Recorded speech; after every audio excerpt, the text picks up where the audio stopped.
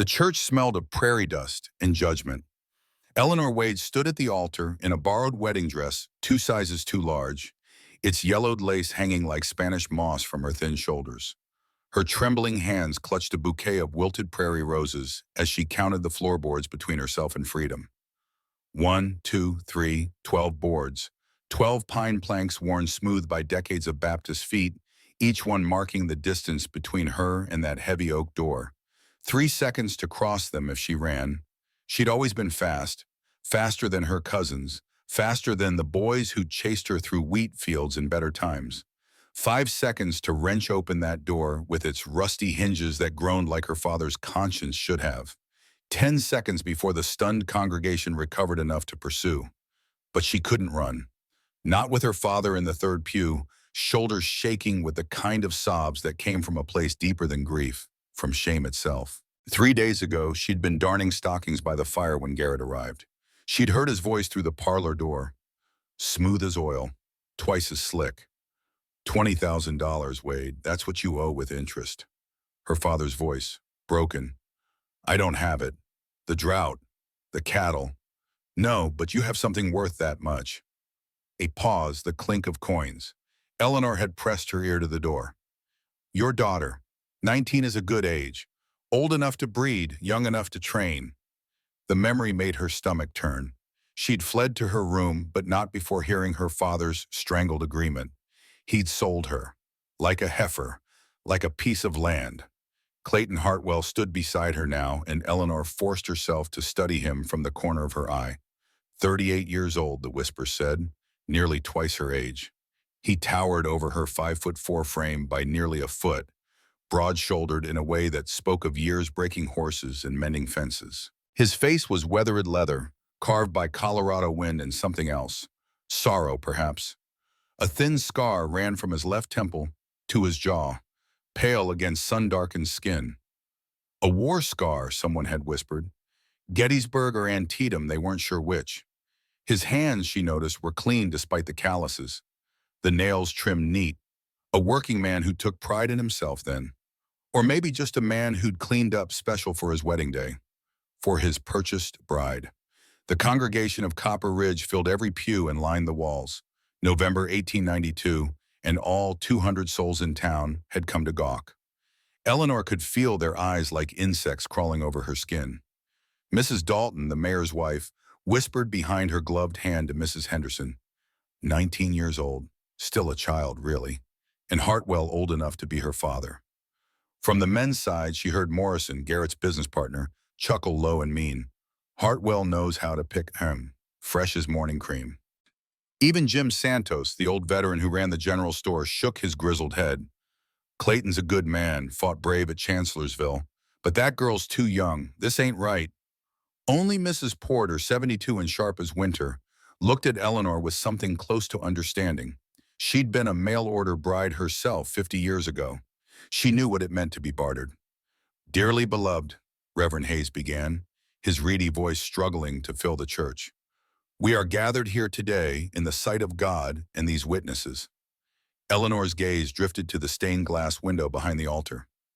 St. Paul on the road to Damascus, struck down by divine light.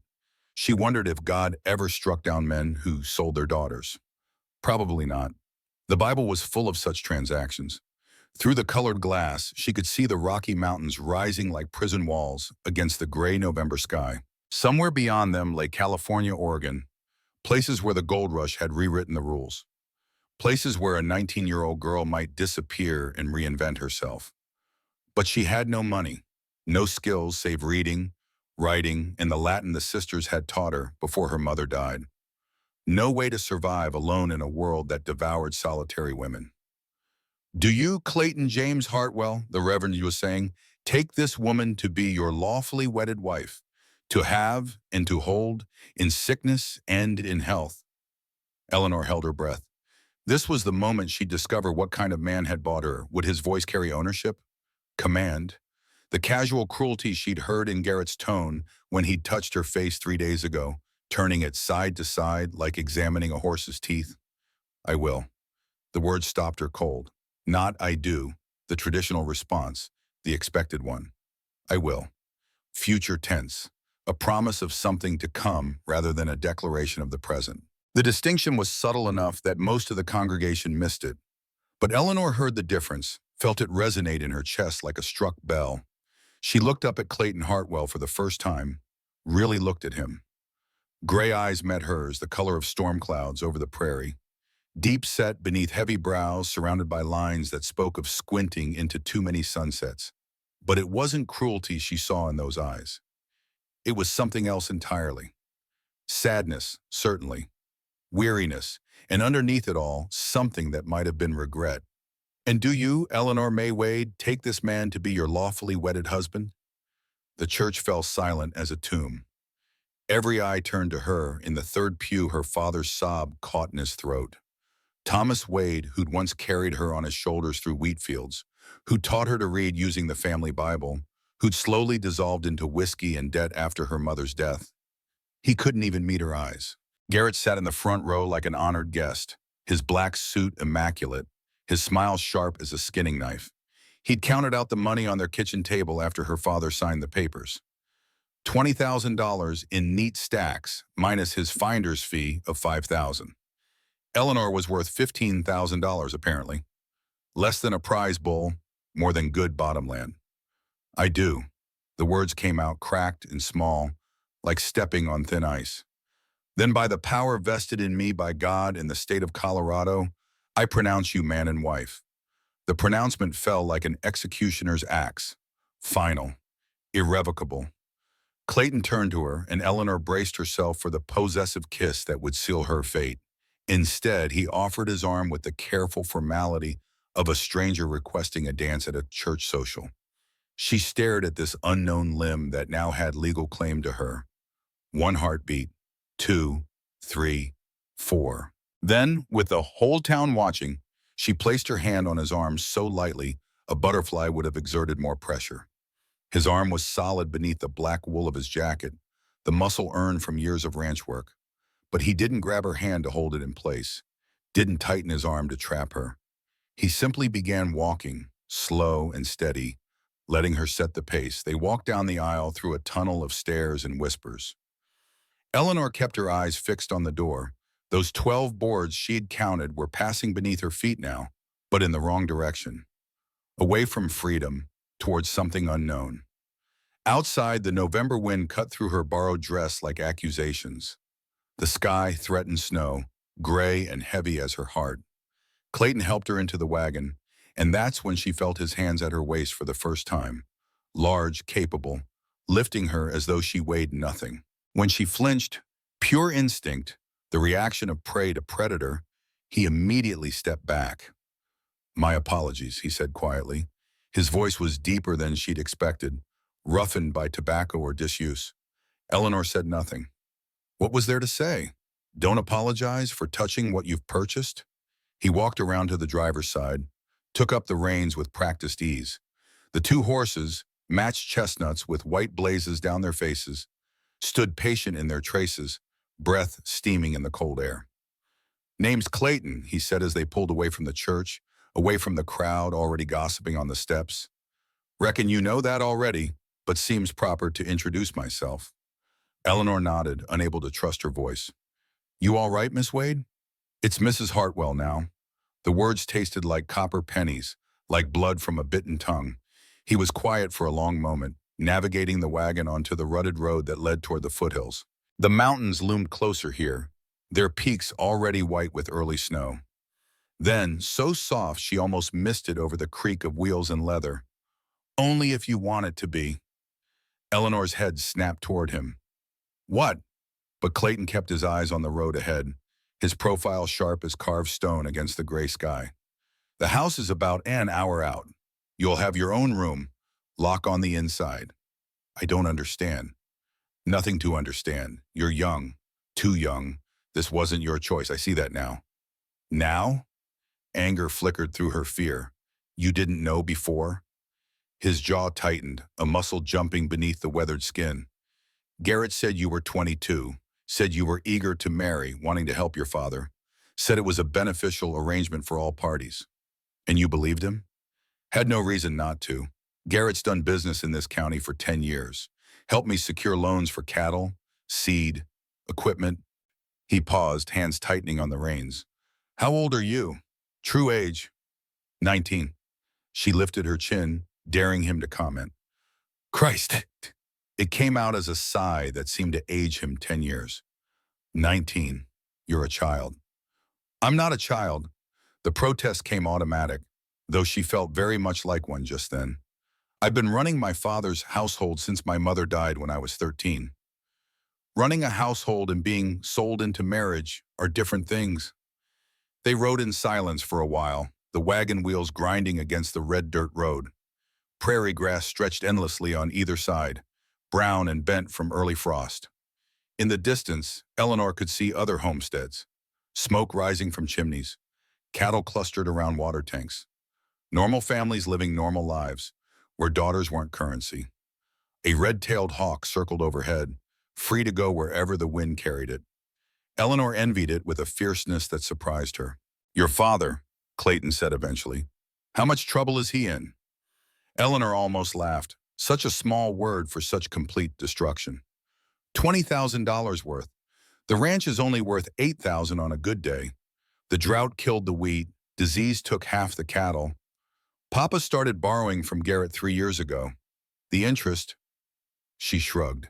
Garrett's creative with his arithmetic, as you said. And your father agreed to, he stopped, jaw working like he was chewing something bitter. To sell me? Yes.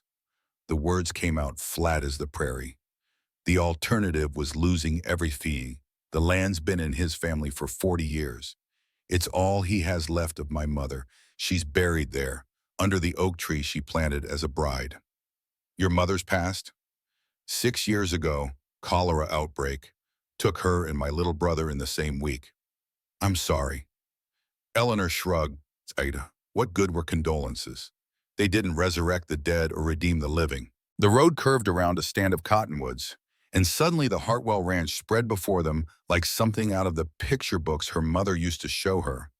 The house rose 2 stories, built of timber and fitted stone, with real glass windows that caught the dying light like squares of gold. Not the small, thick glass common to homesteads, but large panes that must have cost a fortune to freight from Denver. Smoke curled from 2 stone chimneys. A porch wrapped around 3 sides of the house with actual milled columns, not just rough posts.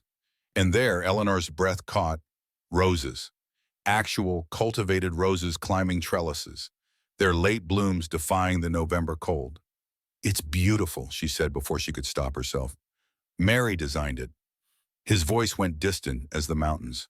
My late wife. She drew up the plans herself, said if we were going to live at the edge of civilization, we'd do it properly. Eleanor had heard about Mary Hartwell. Died in childbirth 6 years ago, along with the baby. Some said it broke Clayton, turned him into a hermit who only came to town for supplies and church, though he'd stopped the church part after Mary died. Others said he'd buried his heart with her and had no room for anything but work and whiskey. Looking at the roses, Mary's roses, still tended after 6 years, Eleanor thought maybe both stories were true. I'm sorry, she echoed his earlier sympathy. He pulled the wagon up to the front steps. An older man emerged from the barn, his face weathered as old leather, his gait slightly crooked. Mexican or Indian blood, Eleanor thought, though in the dying light she couldn't be sure. Silas, Clayton said, this is Mrs. Hartwell. Silas touched his hat brim, and Eleanor saw that 2 fingers on his left hand were missing. Ma'am, welcome to the Double H. Silas has been with me since the war, Clayton explained. Lost those fingers at Shiloh, fighting for the Union, even though Tennessee wanted him in chains. He runs the ranch when I'm not around, which is most of the time. Anything you need, ask him. I don't know what I need. Nobody does at first, Silas said kindly. You'll figure it out. A woman appeared in the doorway, 50-ish, Mexican, with silver threading through her black hair.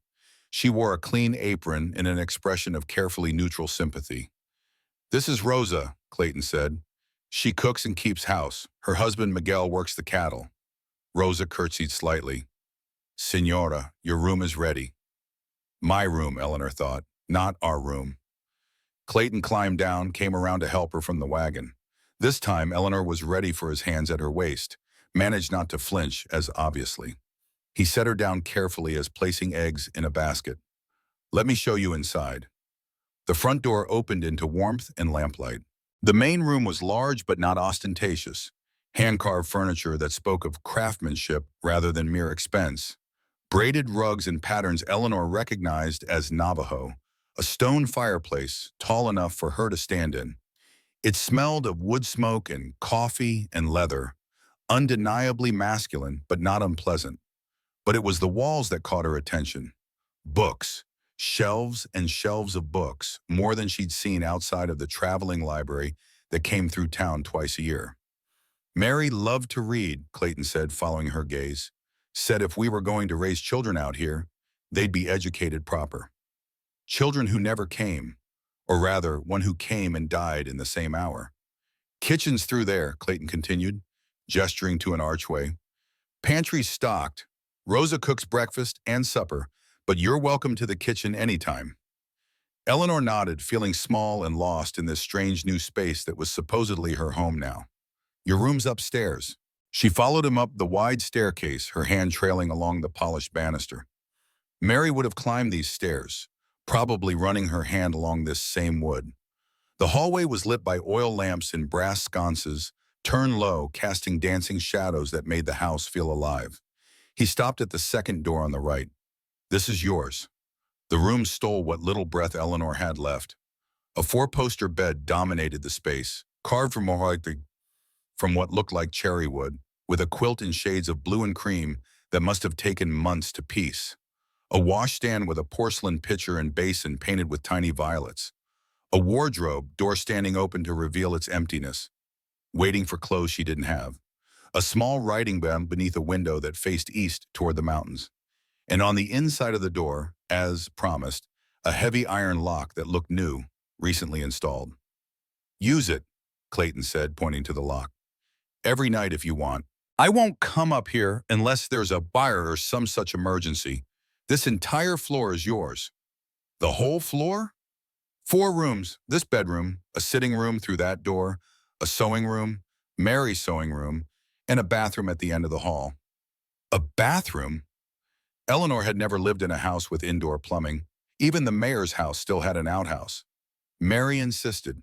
That distant tone again, the voice of a man speaking from very far away. She said if we were going to live in the wilderness, we could at least be civilized about it. Had the fixtures brought from San Francisco. Cost more than some folks' houses. Eleanor walked to the window, looked out at the vast expanse of land rolling toward the mountains, purple dark in the twilight. How much of this is yours? 3,000 acres, more or less, runs from Willow Creek to the mountain pass. Good water rights, decent grass, enough timber for building. 3,000 acres. Her father's ranch was 200, and he couldn't keep it without selling his daughter. Mr. Hartwell. Clayton. Clayton. The name felt foreign on her tongue, too intimate for strangers. Why did you agree to this? To marry me? He was quiet so long she thought he wouldn't answer. When he did speak, his voice was careful, considered. The house is too big for one man. Too quiet. Garrett made his proposition 6 weeks ago, and I thought maybe it would be good to have someone here again, someone to talk to at dinner, someone to make the house feel alive instead of like a monument to the dead. You didn't know I was 19. No, Garrett said 22, said you were educated, eager to marry, wanting to help your father. Made it sound like you were grateful for the opportunity. Grateful. The word tasted like ashes. I know different now. Saw it in your face at the church. You were counting the floorboards. Eleanor's breath caught. He'd noticed. 12 boards to the door, he continued. You were calculating whether you could make it before someone stopped you. Would you have stopped me? No, Bob. The answer came immediate, certain. But the town would have. And then things would have been worse for you. A runaway bride has no value, no protection. At least as my wife, you have legal standing. Safety. Choices. What choices? Clayton moved toward the door, paused at the threshold. The choice to lock this door or leave it open. The choice to come down to dinner or take it in your room. The choice to stay or... He paused. The doors are never locked from the outside, Eleanor. You're not a prisoner here. He left before she could respond, pulling the door closed with a quiet click. Eleanor stood in the middle of the room, listening to his footsteps fade down the hallway, down the stairs. Then she crossed to the door and turned the lock, heard it slide home with a sound like finality. She sat on the edge of the bed and stared at her hands, still clutching the bouquet of wilted prairie roses from the ceremony. 19 years old, a married woman, a purchased bride in a house built by a dead woman's dreams. From somewhere below came the sound of a guitar, lonely and soft. Clayton playing, she realized. The melody was unfamiliar, mournful, something that spoke of loss and continuing anyway. She wondered if he'd played for Mary, or if this was how he spoke to her ghost. Eleanor rose, went to the wardrobe. Inside, she found 3 dresses hanging there. Simple but well-made, in browns and blues. Mary's dresses, altered to fit someone smaller. Rose's work, probably. On the floor of the wardrobe sat a pair of boots, barely worn, a dead woman's clothes for a purchased bride. It should have felt macabre, but instead it felt practical. Mary didn't need them anymore, and Eleanor had nothing but the threadbare dress in her carpet bag. She began to undress, struggling with the buttons of the borrowed wedding dress. Tomorrow she would have to learn this house, these people, this life she hadn't chosen. But tonight, a sound from outside made her freeze. Hoofbeats, multiple horses riding hard. Eleanor rushed to the window, peered out into the darkness. Torches bobbed like fireflies, 5, 6 riders approaching fast. At their head, even in the dark, she recognized Garrett's distinctive gray stallion. "Hartwell," Garrett's voice carried clear in the cold night air. "I want to inspect my merchandise. Make sure you haven't damaged the goods." Eleanor's blood turned to ice. She heard the front door open below, heard Clayton's steady footfalls on the porch. "Get off my land, Garrett." Clayton's voice was calm as deep water, but Eleanor heard something underneath, something dangerous. Now, Hartwell, I brokered this deal. I have a right to ensure satisfaction. The girl's father wants to know she's being treated proper. Her father is drunk in the saloon by now, spending what's left of his 30 pieces of silver. 15, Garrett corrected with a laugh that made Eleanor's skin crawl. My finder's fee, remember? Now bring out the girl. Just wanted to make sure she's intact. Eleanor pressed her hand to her mouth, fighting nausea. Through the window, she saw Clayton step off the porch. He was carrying something.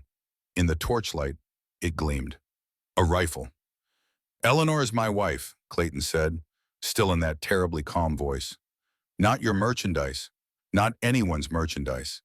And if you're not off my land in the next 30 seconds, I'll put a bullet in you and let the coyotes sort out the rest." "Now, Hartwell." The sound of a rifle being cocked echoed in the night. 25 seconds. Eleanor held her breath. The rider shifted nervously. Garrett's horse danced sideways, sensing the tension. "This isn't over," Garrett finally said. "That girl's daddy owes me more than money. And one way or another, I collect my debts." 20 seconds. Garrett yanked his horse around, spurted hard. The other riders followed, their torches streaming like comets as they galloped away. Eleanor stayed at the window, watching until the lights disappeared into the darkness. Only then did she realize she was shaking. Below, she heard Clayton come back inside, heard him speaking quietly to Silas. Then footsteps on the stairs, slow, heavy. They paused outside her door. "Eleanor?" His voice was gentle. "You all right?" She couldn't answer, couldn't make her voice work. "He's gone. He won't be back tonight. Silas and Miguel will keep watch." Still, she couldn't speak. "I'm sorry you had to hear that. He's not what I thought he was. I'm starting to see that now." A pause. "Then your father didn't just owe him money, did he?" Eleanor found her voice, though it came out cracked. "No." "What else?" "I don't know. Papa won't say. But Garrett has been coming around for 2 years, even before the loans. Always watching me, always." "Always what?" "Touching. Just little things. My hand, my hair. Papa told him to stop once. The next day, our well was poisoned. 20 head of cattle died." Silence stretched between them. the door a barrier and a protection both. "He won't touch you again," Clayton said finally. "You have my word on that." Eleanor pressed her palm against the door, felt the solid wood between them. "Your word. It's all I have to give you right now, but it's good. I keep my promises, Eleanor." She heard him move away, pause. "There's food in the kitchen if you're hungry." Rosa left a plate warming on the stove. "And Eleanor?" "Yes?" "Count the floorboards in this house if you need to. Count every step to every door. But know this, you'll never need to run. Not from me, not from anyone, not anymore." His footsteps faded down the hall. Eleanor stayed pressed against the door, tears sliding silently down her cheeks. Not tears of fear or sadness, but something else. Relief, maybe, or hope.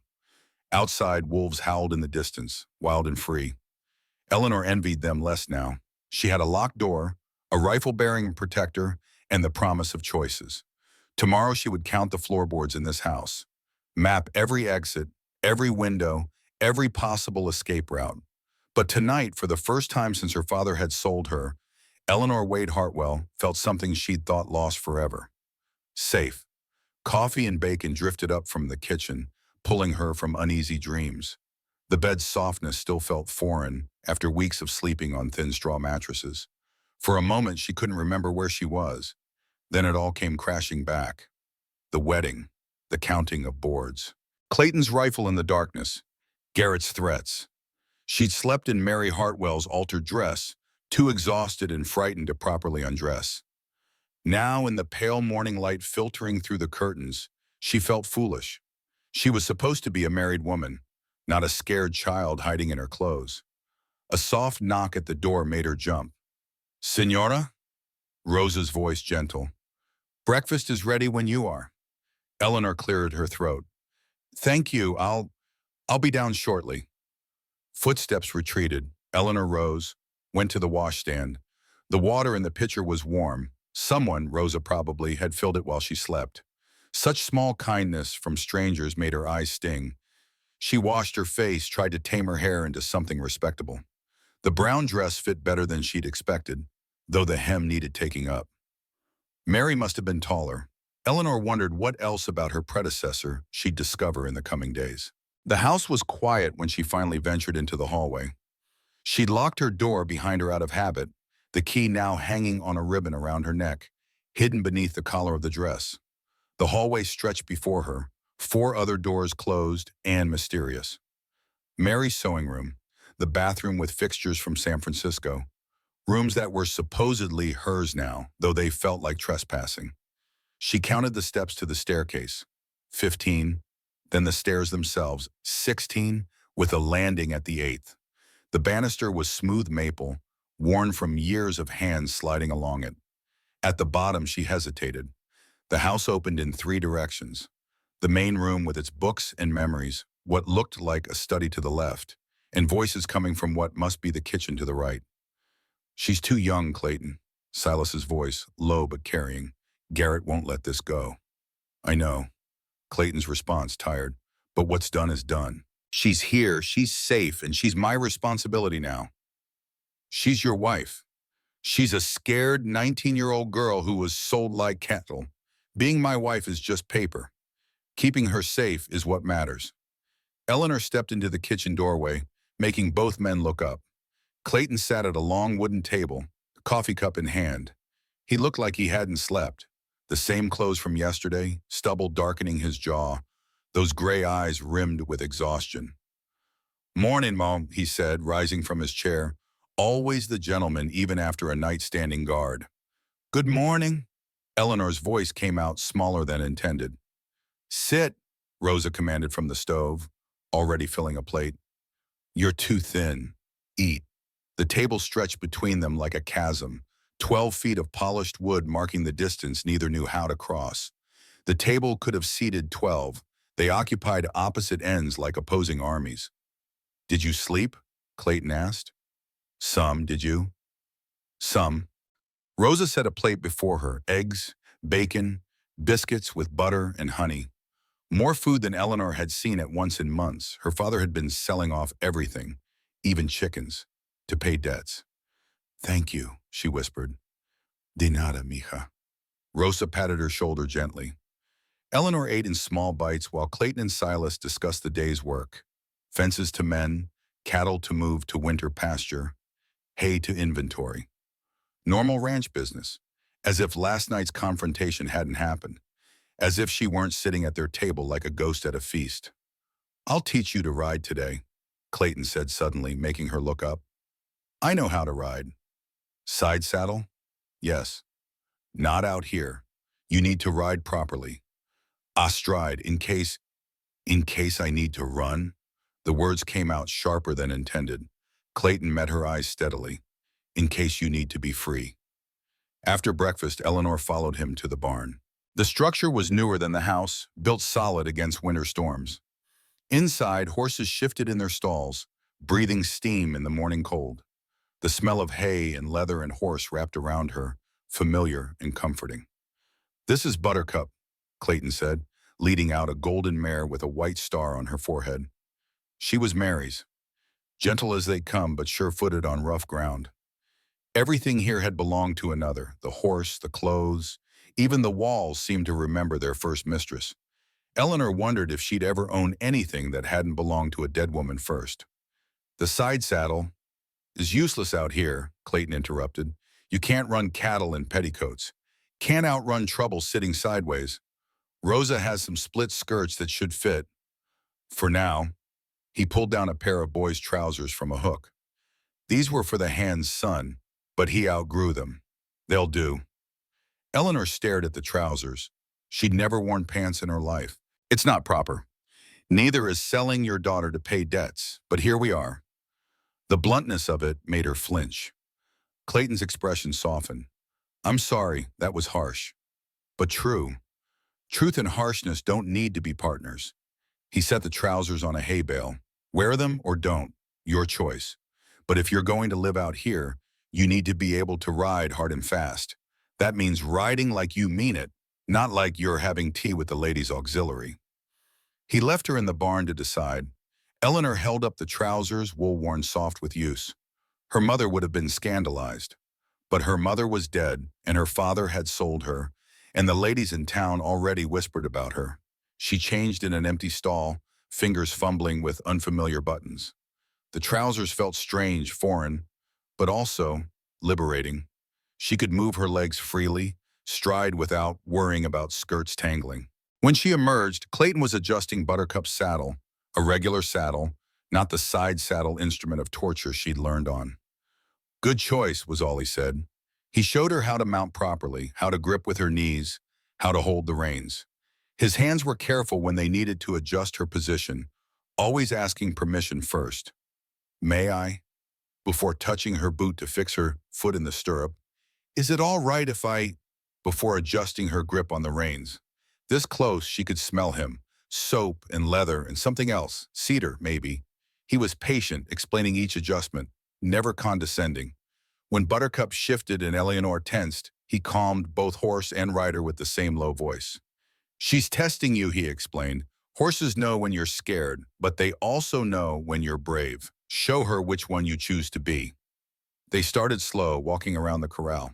Clayton rode alongside on his black gelding, a massive horse named Tempest, who looked like he could carry a full-grown bull without noticing. Relax your shoulders, Clayton instructed. You're not fighting the horse. You're partnering with her. Like a dance. I don't know how to dance either. Then you'll learn both together. By noon, Eleanor was trotting confidently, even managed a brief canter that left her breathless but grinning. She'd forgotten what it felt like to smile genuinely, not the performative smile required at church or in town. You're a natural, Clayton said, and she could tell he meant it. My mother rode, Eleanor found herself saying, before she married Papa. Her family had horses in Virginia before the war took everything. The war took a lot from everyone. You fought? 3 years, Tennessee 5th Infantry, then with Sherman. He said it matter of fact, but Eleanor heard weight beneath the words. The scar? His hand went unconsciously to his face. Chickamauga, grape shot from a cannon. Lucky it didn't take my head clean off. Mary must have been terrified when you came home hurt. Clayton's face shuddered. I didn't know Mary then. Met her after, in '68. She was, he stopped, cleared his throat. We should head back. Rosa will have lunch ready. That afternoon, while Clayton worked with Silas on fence repairs, Eleanor explored the house.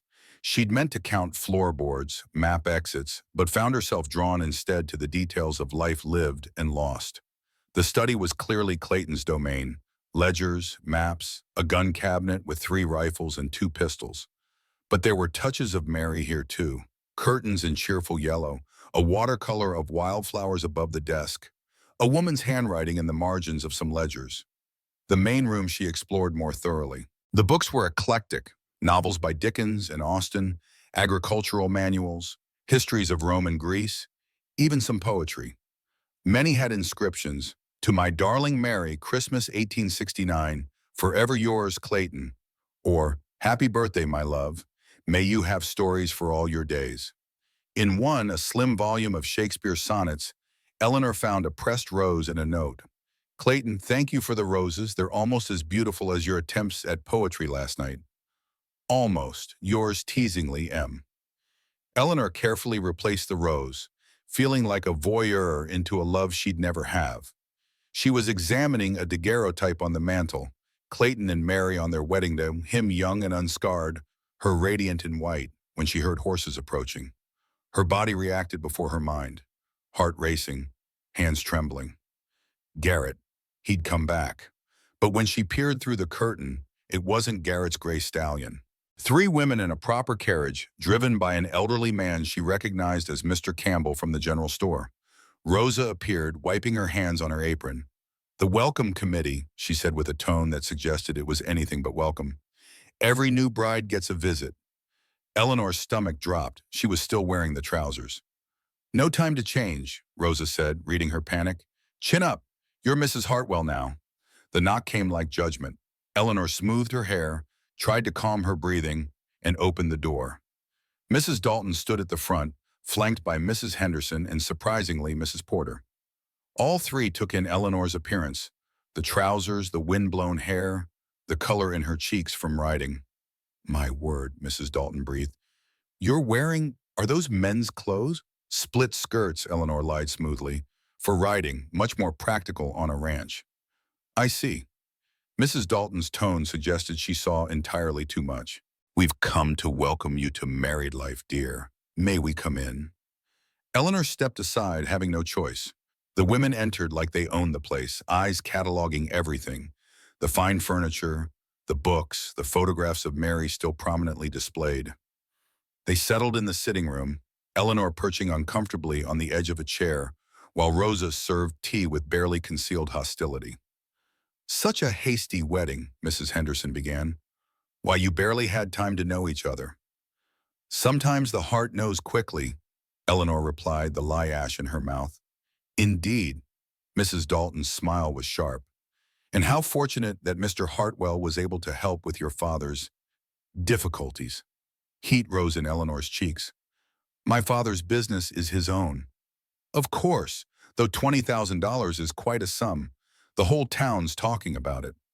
"Then the town has too much time on its hands," Mrs. Porter chuckled. "Good for you, girl, Mrs. Dalton shot her a look, then returned to Eleanor. "You must understand, dear, we're only concerned for your welfare. A young girl like you, practically a child, married to a man nearly 20 years your senior. And with his history." "History?" "Well, poor Mary's death was so tragic and so sudden. One day she was healthy, the next—" Mrs. Dalton trailed off suggestively. Eleanor felt her spine stiffen. "What are you implying?" "Nothing, dear, nothing at all. Just that some men are unlucky in love, and you're so young. 19, isn't it? Old enough to marry, but not old enough to know what you've gotten into, perhaps." The front door opened, saving Eleanor from responding. Clayton entered, dusty from work, and the women fell silent.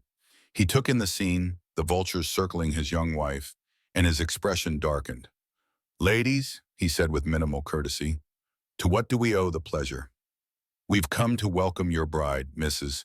Dalton said, though her tone suggested condolences might be more appropriate. "How kind." His tone suggested otherwise. "Though I'm afraid you'll have to cut your visit short." Eleanor and I have business in town. We do? Eleanor asked, then caught his look. Yes, of course, the thing at the bank. The women exchanged glances, gathered themselves to leave. At the door, Mrs. Dalton paused. Do be careful, Mr. Hartwell. Young wives can be so fragile. Clayton's voice went cold as winter stone. My wife is stronger than you think, Mrs. Dalton, and she's under my protection. Full protection. Make sure the town understands that. The threat was subtle but unmistakable. Mrs. Dalton flushed, nodded, and fled to the carriage. When they were gone, Eleanor sagged in relief. There's no business in town. There is now, Clayton said. Get your coat. The ride to town took 40 minutes. Clayton explained as they went. Garrett's been spreading stories. Says the marriage isn't valid because it hasn't been consummated. Says he has a prior claim based on some paper your father supposedly signed. Eleanor's blood chilled. Papa wouldn't. Your father was drunk and desperate. He might have signed anything. They rode in silence for a while, Eleanor fighting nausea at the thought of what her father might have promised. Is it true, she finally asked, about the marriage not being valid? Legally? Gray area. Practically? I'm the one with the rifle and the will to use it. You can't shoot your way out of legal problems. Watch me. Despite everything, Eleanor almost smiled. What's the plan then? We go to the bank, publicly, make it clear you're my wife, under my protection, and anyone who suggests otherwise will answer to me. That's not much of a plan. It's what I've got. Copper Ridge looked different from horseback, wearing trousers, riding beside a man with a gun on his hip and danger in his eyes.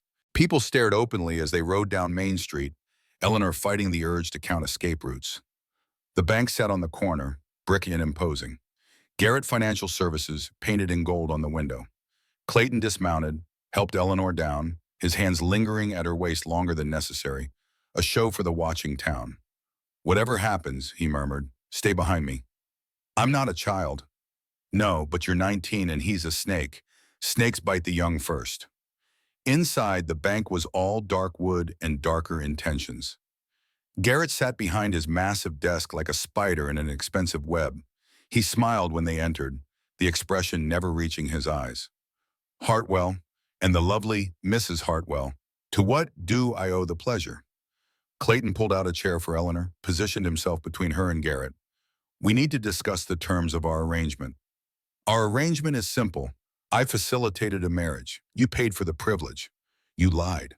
About her age, about her willingness, about everything. Garrett shrugged. Buyer beware. And these supposed prior claims you're spreading around town? Garrett's smile widened. He pulled out a paper from his desk. Thomas Wade signed this 2 years ago, a promise that if he couldn't pay his debts, his daughter would marry me or someone of my choosing, dated well before your arrangement. Eleanor gasped. Clayton's hand found hers, squeezed warning. Let me see it. Garrett slid the paper across. Clayton read, his face giving nothing away. This is worthless, he finally said. You can't trade people like property. The war settled that. The war was about Negroes, not white girls. Different situation entirely. Not in the eyes of the law. Perhaps, but in the eyes of this town, a father's right to arrange his daughter's marriage is sacred, and I arranged it first. Clayton stood slowly. Here's what's going to happen, Garrett. You're going to burn that paper. You're going to forget any claim you think you have on my wife, and you're going to stay away from her. Or, Clayton leaned across the desk, or I'll kill you. The words dropped into the silence like stones into still water. Garrett's smile faltered. You're threatening me? In my own bank? I'm promising you there's a difference. You can't just, I can, I will. I spent 3 years killing men for worse reasons than protecting my wife. You think I'd hesitate now? Garrett's face flushed. This isn't over. Yes, it is. Clayton straightened, took Eleanor's arm. Come see us again, and they'll find you in a ravine. The sheriff won't look too hard. He owes me from the war. The town won't mourn. Half of them hate you already. And Eleanor will be free. They left Garrett sputtering behind his desk. Outside, Eleanor's legs shook so badly Clayton had to help her mount Buttercup. Would you really kill him? She asked as they rode out of town. Yes. The simple certainty of it should have frightened her. Instead, she felt oddly protected. They were halfway home when they heard horses behind them. Eleanor's heart jumped, but Clayton just sighed. "That'll be Sheriff Williams," he said. "Garrett's called in his marker." Indeed, the sheriff and two deputies caught up quickly. Williams, a thin man with a badge too big for his chest, looked apologetic. "Clayton, I need to ask you some questions about threats made against Mr. Garrett." "Ask away." "Did you threaten to kill him?" "I promise to kill him if he comes near my wife again." "There's a difference." Williams rubbed his face. "Clayton, you can't just—" "Tom."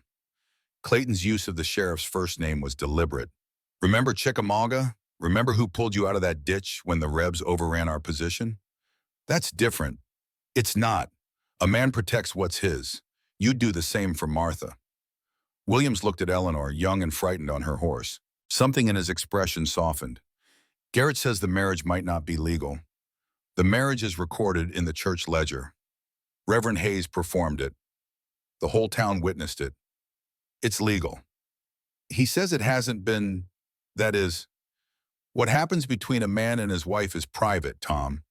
Even asking about it is insulting." Williams flushed. "You're right. My apologies, Mrs. Hartwell." Eleanor nodded, not trusting her voice. "Just keep the threats to a minimum, Clayton. I can't ignore everything. I'll be as peaceful as Garrett lets me be." Williams sighed again, knowing that was the best he'd get. He tipped his hat to Eleanor and rode off with his deputies. They continued home in silence. As the ranch came into view, Eleanor finally spoke. "This can't go on." "What?" "Garrett, the threats, the town watching us like we're a circus act. Something has to change." Clayton was quiet for a long moment. "What do you suggest?" "I don't know. But I won't live in fear. I won't be fought over like a bone between dogs." "You're not—" "I am, though. To Garrett, to the town, even to you in a way. Everyone sees me as something to be claimed or protected or gossiped about. No one sees me as a person who might have her own thoughts about all this." Clayton pulled Tempest to a stop. "What are your thoughts?" Eleanor met his eyes. "I think I need to learn to shoot." He blinked, surprised. "Shoot?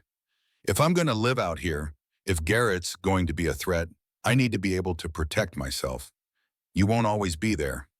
"I'll try to be." "That's not good enough. Teach me to shoot, Clayton. Let me at least have that." He studied her for a long moment, this 19-year-old girl in borrowed clothes on a borrowed horse, asking for the power to defend herself. "All right," he said. "Tomorrow, after riding lessons, we'll start with the Winchester." That evening, dinner was quiet. Rosa had made stew, thick with vegetables and tender beef. Eleanor ate mechanically, her mind churning over the day's events. "You did well today," Clayton said suddenly. "In town, with those women, you held your ground." "I felt like running, but you didn't. That's what matters." "Is that what you learned in the war? To stand when you want to run?" "Sometimes. Other times I learned when running was the smarter choice." "And which is this?" Clayton considered. "I don't know yet, but I promise you this. Whatever we do it together. You're not alone in this, Eleanor." The use of her name, soft in the lamplight, made something in her chest tighten. After dinner, Clayton retreated to his study. Eleanor heard the guitar again, that same mournful melody. She found herself drawn to the sound, stood outside the door listening. The music stopped. "You can come in," he called. She entered, embarrassed at being caught. Clayton sat in a leather chair, the guitar across his lap. "Mary loved music," he said, "made me learn so I could play for her. I'm not very good." "You sound good to me." "You're kind." He set the guitar aside. "Do you play anything?" "Piano, a little. My mother taught me before she died." "There's a piano in the front room, under a sheet in the corner. I couldn't bear to look at it after." He trailed off. "Would you mind if I played it sometime? It would be good to hear music in this house again." They sat in comfortable silence for a moment. Then Eleanor asked what she'd been wondering all day. "Why did you really marry me, Clayton? Not the story you told, the truth." He was quiet so long she thought he wouldn't answer. When he did, his voice was barely above a whisper. "I was going to kill myself." Eleanor's breath caught. "The night before Garrett came with his proposition. I had the gun loaded, the note written. 6 years of living with ghosts was enough. Then Garrett showed up the next morning, talking about this girl who needed protection, whose father was desperate. I thought, maybe saving someone else might be worth staying alive for. So you saved me to save yourself? Maybe. Or maybe we're saving each other. Or maybe we're both drowning and just haven't sunk yet. Eleanor rose, crossed to him, did something that surprised them both. She took his hand. We're not drowning, she said firmly. We're learning to swim. His hand was warm, calloused, 3 times the size of hers. He squeezed gently, then let go. You should get some rest. Tomorrow, you learn to shoot. It's harder than it looks. Eleanor moved toward the door, paused. Clayton? Yes? Thank you for today, for the protection, for treating me like a person, not property. That's the bare minimum, Eleanor. You deserve more. Maybe, but right now the bare minimum is more than I had yesterday. She left him sitting in the lamplight, the ghost of his dead wife and the weight of his living one both pressing down on his shoulders. In her room, door locked, Eleanor counted the day's victories. She'd ridden astride. She'd stood up to the town gossips. She'd made Clayton promise to teach her to shoot. Small steps, but forward momentum. Outside, she heard horses. Her body tensed, but it was just Silas and Miguel returning from checking the fence lines. Their voices drifted up, speaking Spanish, comfortable and familiar. Eleanor went to the window, looked out at the vast darkness of the prairie. Somewhere out there, Garrett was plotting. Somewhere out there, her father was drinking away his guilt. Somewhere out there, freedom waited. But here, in this house built by a dead woman's dreams and protected by a damaged man's promises, Eleanor was beginning to think she might find something better than freedom. She might find home. The Winchester kicked against Eleanor's shoulder like an angry mule, sending her stumbling backward. Clayton caught her before she fell, his hand steadying her waist. Too much gun for you? He asked, not unkindly. No. Eleanor set her jaw, raised the rifle again. Just wasn't ready. They'd been at it for an hour, setting up bottles on fence posts 50 yards out. Eleanor had yet to hit one, but her determination hadn't wavered. It was the 3rd day of shooting lessons, and her shoulder was already purple with bruising she hid beneath high collars. Breathe, Clayton instructed, moving behind her to adjust her stance. The gun's not your enemy. Work with it, not against it. His chest pressed against her back as he guided her arms. Eleanor tried to ignore how solid he felt, how his warmth cut through the November chill. See that bottle? The green one? Yes. Don't think about hitting it. Think about reaching out and touching it with the bullet. Like extending your finger across the distance. The world narrowed to the green bottle, her finger on the trigger, the held breath before thunder. The green bottle exploded. I hit it. She spun around, grinning, and found herself inches from Clayton's face. They both froze. This close, she could see flecks of gold in his gray eyes, could smell the tobacco and leather scent of him. His gaze dropped to her lips for just a moment before he stepped back. Good shot, he said, voice rougher than usual. Try again. Eleanor turned back to the targets, face burning. She'd been married 2 weeks, and this was the closest they'd been besides his helping her mount and dismount Buttercup. He still kept to his side of the house, she to hers. They ate meals together, talked about ranch business and books, but there wasn't always space between them. Safe space. Lonely space. She hit 2 more bottles before they heard the wagon approaching. Clayton tensed, hand moving to the pistol on his hip, then relaxed. That's Doc Morrison's rig. Dr. Morrison was one of the few people in Copper Ridge who didn't treat Eleanor like scandal incarnate. He'd delivered her and her brother, had tried to save her mother from cholera. Now nearing 70, he still made house calls throughout the county. The wagon pulled up, and the doctor climbed down, moving slower than Eleanor remembered. Clayton, Mrs. Hartwell. He tipped his hat to Eleanor, one of the few who used her married name without irony. I'm afraid I bring troubling news. What is it? Clayton asked. It's Thomas Wade, Eleanor's father. He's very ill. Eleanor's rifle slipped from her hands. What kind of ill? He's been drinking heavily since the wedding. Yesterday he collapsed in the saloon. He's asking for you, Eleanor. Asking for me? Bitterness crept into her voice. He sold me and drank the profits. Now he wants absolution? Dr. Morrison's weathered face was sympathetic. He's dying, child. The drink has destroyed his liver. I'd say he has days, maybe less. Eleanor felt the ground shift beneath her feet. Despite everything, he was still her father. The man who'd taught her to read, who'd carried her on his shoulders through summer fields, who'd slowly dissolved into someone she didn't recognize after her mother's death. I'll get the wagon, Clayton said. I'm coming with you, Eleanor said. Eleanor, he's my father. Whatever he did, he's still my father.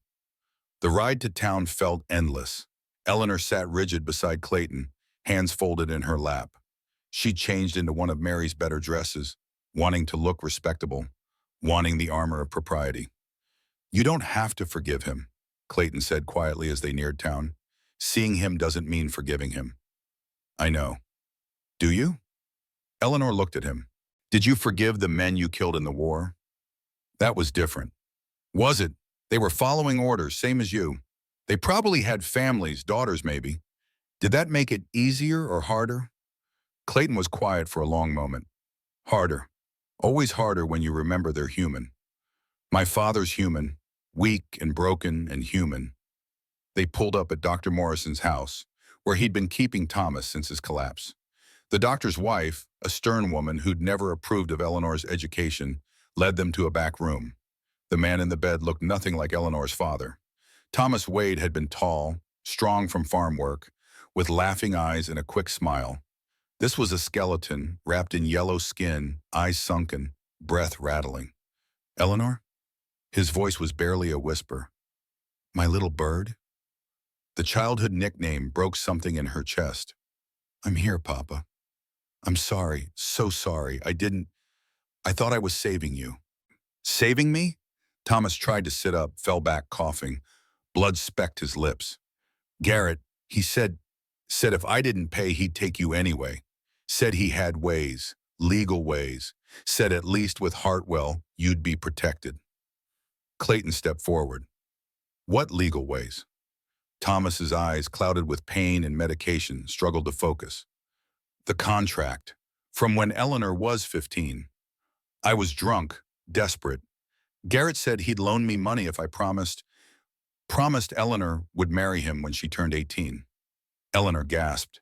You promised me to him when I was 15? I was drunk. Your mother had just died. The farm was failing. He said it was just insurance, that I'd never have to honor it. But then the debts grew and he started coming around, watching you. So you sold me to Clayton instead? He offered more, enough to pay Garrett and have some left over. I thought Hartwell was a good man, better than Garrett at least. Clayton's jaw was tight. Why didn't you tell me about the prior contract?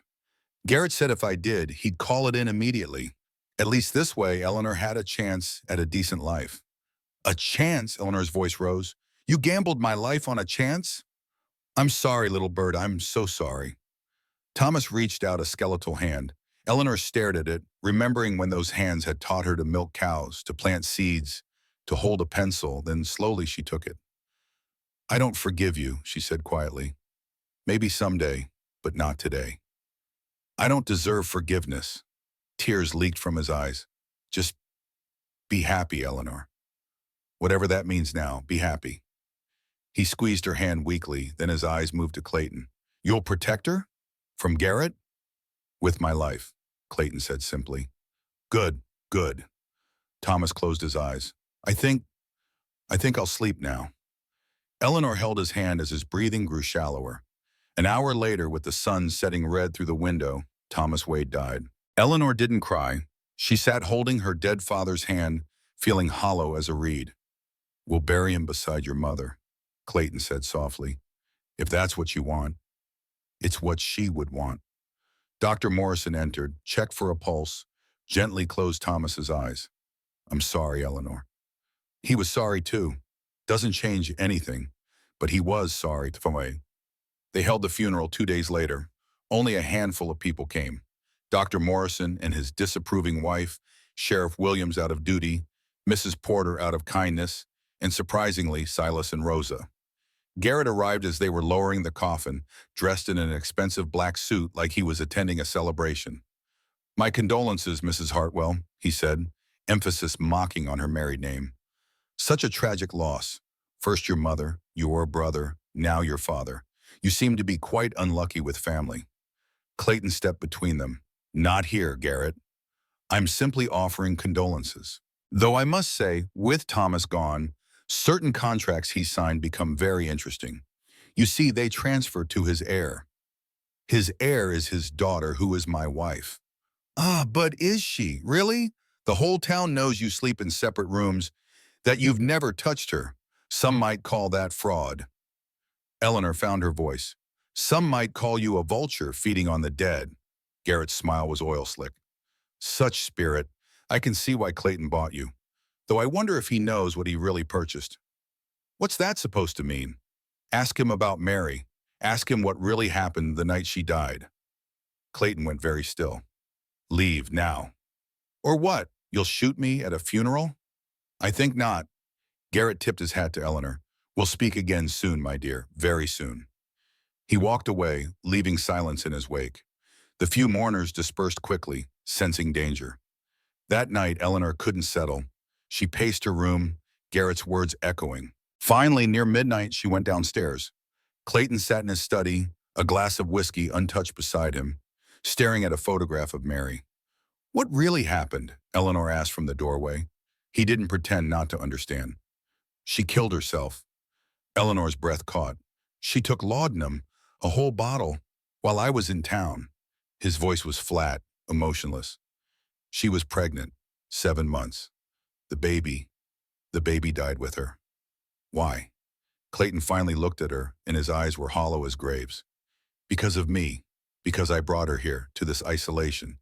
Because I was gone too much, working the ranch. Because the war left me broken in ways she couldn't fix." "That's not—" She left a note. He pulled out a worn piece of paper, handed it to Eleanor. "Clayton, hon, I'm sorry. I can't do this anymore. The loneliness, the silence, your nightmares that wake me. You're here, but not here. You died in that war and just forgot to stop breathing. I'm taking our child with me. Better no life than this half-life." Mary Eleanor's hands shook. "This isn't your fault." "Isn't it? I chose to bring her here. I chose to shut her out when the memories got too dark. And she chose to leave. That was her choice, not yours." "Choice." Clayton laughed bitterly. "Funny thing about choices, Mary had them, you don't." "I have more than I did 2 weeks ago." "Do you? You're 19, married to a man who can't even save his wife from herself, threatened by a predator who has legal claims on you. What choices do you really have?" Eleanor crossed the room, took the whiskey glass from beside him, and drank it in one burning swallow. Clayton's eyes widened. "I choose this," she said. "I choose to stay. Not because I have to, but because, despite everything, I feel safer here than I ever did in my father's house." "You shouldn't feel safe with me. I'm not a good man, Eleanor. Good men don't exist. There are just men trying to be better than they were yesterday. Are you trying? Yes? Then that's enough." She turned to leave, paused at the door. "Mary was wrong. You're not dead. Damaged, maybe, but not dead. Dead men don't protect 19-year-old girls they barely know. Dead men don't teach them to shoot or ride or stand up for themselves." "Eleanor, I'm going to bed. Tomorrow I want to learn to use the pistol. The rifle's too unwieldy for close quarters." She left him sitting in the lamplight with his dead wife's photograph and her suicide note, both anchors dragging him down. The next morning brought unexpected visitors. Eleanor was practicing with the Colt 45. Clayton had been right, she was a natural with firearms, when 3 riders approached, not from town but from the north, from the direction of the reservation. Clayton lowered his gun. "That's Joseph Crow Feather. He's a friend." The riders were Native Americans, 2 men and a woman. Joseph, the eldest, had a face carved by wind and wisdom. He dismounted, embraced Clayton like a brother. "It's been too long," Joseph said in perfect English. "It has. Joseph, this is Eleanor, my wife. Eleanor, Joseph and his family have grazing rights on the north section. We share water from Willow Creek." Joseph studied Eleanor with dark, knowing eyes. "You're very young." I'm aware, Eleanor said, not defensive, just factual. The woman, who looked about Eleanor's age, slid off her horse. I'm Sarah. This is my brother Michael. You speak English, Eleanor said, then flushed. I'm sorry, that was rude. Sarah smiled. We went to the mission school. They beat the Cheyenne out of us and poured English in. That's horrible. That's civilization, Sarah said with a shrug that held centuries of resignation. They had come to discuss the water rights. Garrett had been making noise about challenging the long-standing agreement. As the men talked business, Sarah stayed with Eleanor. You're the girl whose father sold her, Sarah said bluntly. Does everyone know? Everyone knows everything out here. It's like the wind. Stories travel whether you want them to or not. And what does everyone say? That you're too young, that Clayton's too old, that Garrett won't give up. Sarah paused. That you're learning to shoot. I am. What? Women need to know how to protect themselves. My grandmother fought against the cavalry, killed 3 soldiers before they got her. How do you stand it? Eleanor asked suddenly. Being seen as less than human? Having no rights? No voice? Wow. Sarah's laugh was bitter. You're asking me? My people were forced from our land. Our children stolen for schools. Our men killed for hunting. At least you're seen as human, even if barely. Eleanor felt ashamed. I'm sorry, you're right. I'm not looking for pity, just pointing out that cages come in different shapes. Sarah's expression softened. But I'll tell you what my grandmother told me. The cage doesn't define the bird. The song does. What if you don't know how to sing? Then you learn, or you scream. Either works. That afternoon, after the crow feathers left, a different visitor arrived. Eleanor was in the kitchen helping Rosa with dinner when she heard Clayton's voice sharp with anger. Get out of my house! Eleanor peered around the corner. A woman stood in the doorway, perhaps 30, beautiful in a hard way, with red hair and a dress that cost more than most families saw in a year. Now, Clayton, the woman purred, is that any way to greet an old friend? We were never friends, Lillian. Lillian. Eleanor knew that name.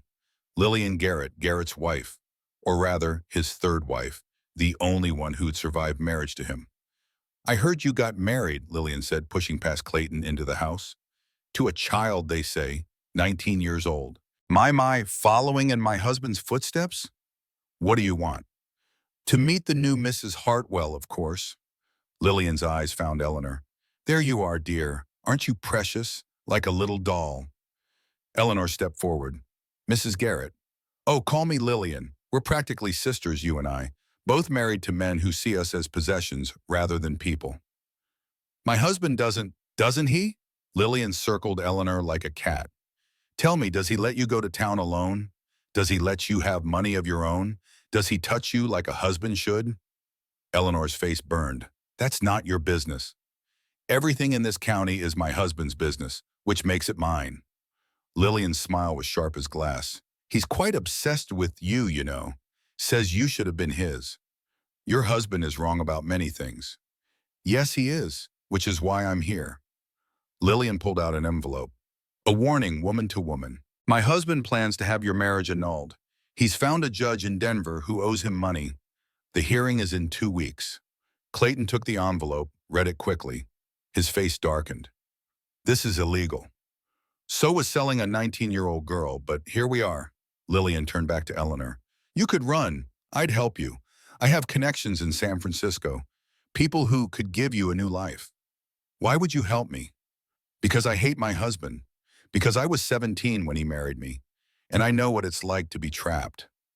Lillian's mask slipped for a moment, revealing something raw underneath. Because my best friend was his second wife, and I watched him slowly poison her when she tried to leave. You're saying he murdered her? I'm saying she's dead and he's not, and draw your own conclusions. Lillian moved toward the door. Think about my offer. San Francisco is lovely this time of year, much better than being fought over like a bone between dogs. After she left, Eleanor and Clayton stood in silence. She's right, Eleanor finally said. I could run. You could. Would you stop me? No. Would you come with me? The question surprised them both. Clayton stared at her. I have the ranch. You have land. That's not the same as a life. This is my home. This is your prison. You're as trapped here as I am, just in different ways. Clayton crossed to her, closer than he'd been since the shooting lesson. What are you saying? I'm saying maybe we could both run. Start over somewhere new, somewhere nobody knows our names or our stories. And Garrett would have no power over strangers in a new place. Clayton reached out, almost touched her face, pulled back. You'd want to start over with me? A man nearly 20 years older, damaged by war, haunted by a dead wife. I'd want to start over with the man who gave me a lock for my door, who teaches me to shoot, who stands between me and danger even though I was forced on him. You weren't forced on me. You chose based on lie, but you've kept choosing me every day since. That means something. This time Clayton did touch her face, just his fingertips against her cheek. You're so young, Eleanor. You should have choices, real choices. Then give them to me. How? Eleanor took a breath, made a decision that would change everything. Make the marriage real, not because Garrett forces it, but because we choose it. Then run with me, tonight. Take what we can carry and disappear. Eleanor, I know you don't love me. I know I'm not Mary, but I could be something else. We could be something else. Clayton's hand cupped her face fully now. You don't know what you're asking. I'm asking for freedom, for both of us. And if I said yes, if we ran, what then? Then we write our own story instead of living in the shadow of old ones. Clayton leaned down, and Eleanor thought he might kiss her. Instead, he pressed his forehead against hers, breathing her in. Let me think, he whispered. Give me tonight to think. Eleanor nodded, stepped back. I'll be in my room. My door won't be locked. She climbed the stairs on shaking legs, heart pounding. In her room, she didn't lock the door. Instead, she sat on the bed and waited, listening to the house settle around her. An hour passed, then two. She heard Clayton's footsteps on the stairs, pause outside her door. The handle turned. He stood in the doorway, backlit by the hall lamp. If we do this, there's no going back. I don't want to go back. You're 19, old enough to be sold, old enough to choose. Clayton entered the room, closed the door behind him. I need you to understand something. I can't be gentle like you deserve. The war, it changed me. There are nights I wake up screaming. Days I can barely speak. I'm broken in ways that might hurt you. Eleanor stood, crossed to him. Then we'll be broken together. You don't understand. She kissed him, inexperienced, clumsy, but determined. For a moment he froze. Then his arms came around her, crushing her against him, and he kissed her back like a drowning man finding air. When they broke apart, both were breathing hard. Are you sure? He asked. I've never been sure of anything in my life, but I'm choosing it anyway. What happened next was gentle, despite his warnings, careful despite the hunger. Clayton treated her like spun glass, like something precious that might shatter. Eleanor had expected pain. The older women always whispered about pain. But there was only awkwardness that gave way to something else, something that made her understand why people risked everything for this connection. Afterward, they lay in the narrow bed, Eleanor's head on Clayton's chest, listening to his heartbeat. We can't run, he said quietly. Why not? Because Garrett would follow, because he has reach everywhere, because running means looking over our shoulders forever. Then what do? We fight, but smart, legal-like. He stroked her hair. There's something I haven't told you. I've been writing to a lawyer in Denver. A real one, not one of Garrett's bought men. He says if the marriage is real, consummated, and if we can prove Garrett's contracts were made under duress, we might have a case. Might isn't very reassuring. It's better than nothing. Eleanor traced the scars on his chest, mapping the geography of old pain. What if we lose? Then we run, but at least we'll have tried to do it right first. A sound from outside made them both tense. Horses, multiple horses. Clayton was out of bed instantly, pulling on trousers, grabbing the pistol from the bedside table. Stay here. But Eleanor was already dressing, hands steady despite her fear. We face things together, remember? They crept to the window. In the moonlight, they could see 5 riders approaching. Not Garrett's men. These riders wore badges. Federal marshals, Clayton breathed. What the hell? They went downstairs together. Clayton opened the door before the marshals could knock. Clayton Hartwell? The lead marshal was young, clean-shaven, all business. Yes, I'm Marshal Foster. We're here about Garrett. What about him? Foster dismounted, pulled out a leather folder. He's been arrested. Federal charges, mail fraud, interstate commerce violations, and suspicion of murder. Eleanor gasped. Murder? His second wife's family hired Pinkerton detectives, found evidence of arsenic poisoning. Same with the first wife. We arrested him an hour ago. What about his contracts? Clayton asked. His claim on my wife? All his assets are frozen pending investigation. Any contracts he held are void until a federal judge reviews them, which could take years. Eleanor's knees nearly buckled with relief. Clayton caught her, held her steady. There's more, Foster said. We need Mrs. Hartwell to testify about the forced marriage, the threats, everything. She'll testify, Clayton said immediately. I can speak for myself, Eleanor said, finding her voice. Yes, I'll testify. Foster nodded. The trial's in 3 weeks in Denver. We'll send someone to escort you. He tipped his hat. Ma'am, Hartwell. The marshals rode off, leaving Eleanor and Clayton standing in the doorway. It's over? Eleanor whispered. Just like that? Not over, but better, much better. They went inside, still stunned. In the lamplight, Eleanor could see marks on Clayton's shoulder, her nail marks from their lovemaking. Evidence of choices made. What happens now, she asked. Now we have 3 weeks to figure out what we are to each other. What do you want us to be? Clayton pulled her close. I want us to be real. Not because we were forced, but because we choose it. Every day. Even though I'm 19? Especially because you're 19. You have so much life ahead of you. I want to be part of it, if you'll have me. Eleanor kissed him, soft this time. Sure, I'll have you. From upstairs came a sound. The wind had blown her bedroom door shut. The lock clicked automatically. I should oil that lock, Clayton said against her lips, so it doesn't stick. Don't you dare, that lock saved me. No, Clayton said, pulling back to look at her. You saved yourself. I just gave you the tools. They stood there in the lamplight, two damaged people choosing to heal together. Outside, snow began to fall, covering the tracks of the marshal's horses, covering the past in clean white silence. In 3 weeks, Eleanor would testify against Garrett. In 6 months, she would be pregnant with their first child. In 10 years, she would be running the ranch alongside Clayton, respected despite her scandalous beginning. But tonight, she was 19 years old, married to a man who'd learned to love her, free from the predator who'd haunted her, in choosing her life for the first time. It was enough, more than enough. It was everything. The train to Denver lurched and swayed, making Eleanor's stomach turn. She pressed her face to the window, watching the Colorado landscape blur past, snow-covered plains giving way to the distant mountains. Clayton sat beside her, his presence solid and reassuring, but she could feel his tension in the way he kept checking his pocket watch. We'll make it in time, she said. It's not the time I'm worried about. Eleanor knew what he meant. 3 weeks had passed since Garrett's arrest. 3 weeks of strange domesticity at the ranch. They'd moved her things to Clayton's room, their room now, and learned each other in ways that went beyond the physical. She'd discovered he hummed when he shaved, that he took his coffee black but liked sugar in his tea, that nightmares still woke him gasping Mary's name. But Denver was Garrett's territory. Even arrested, even facing federal charges, he had influence there. Mrs. Hartwell? A woman's voice made them both turn.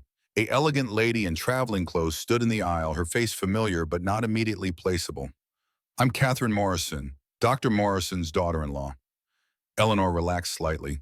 Of course, from Denver. I heard about your situation, about the trial. Catherine lowered her voice. I wanted to warn you, Garrett has hired Harold Blackwood as his defense attorney.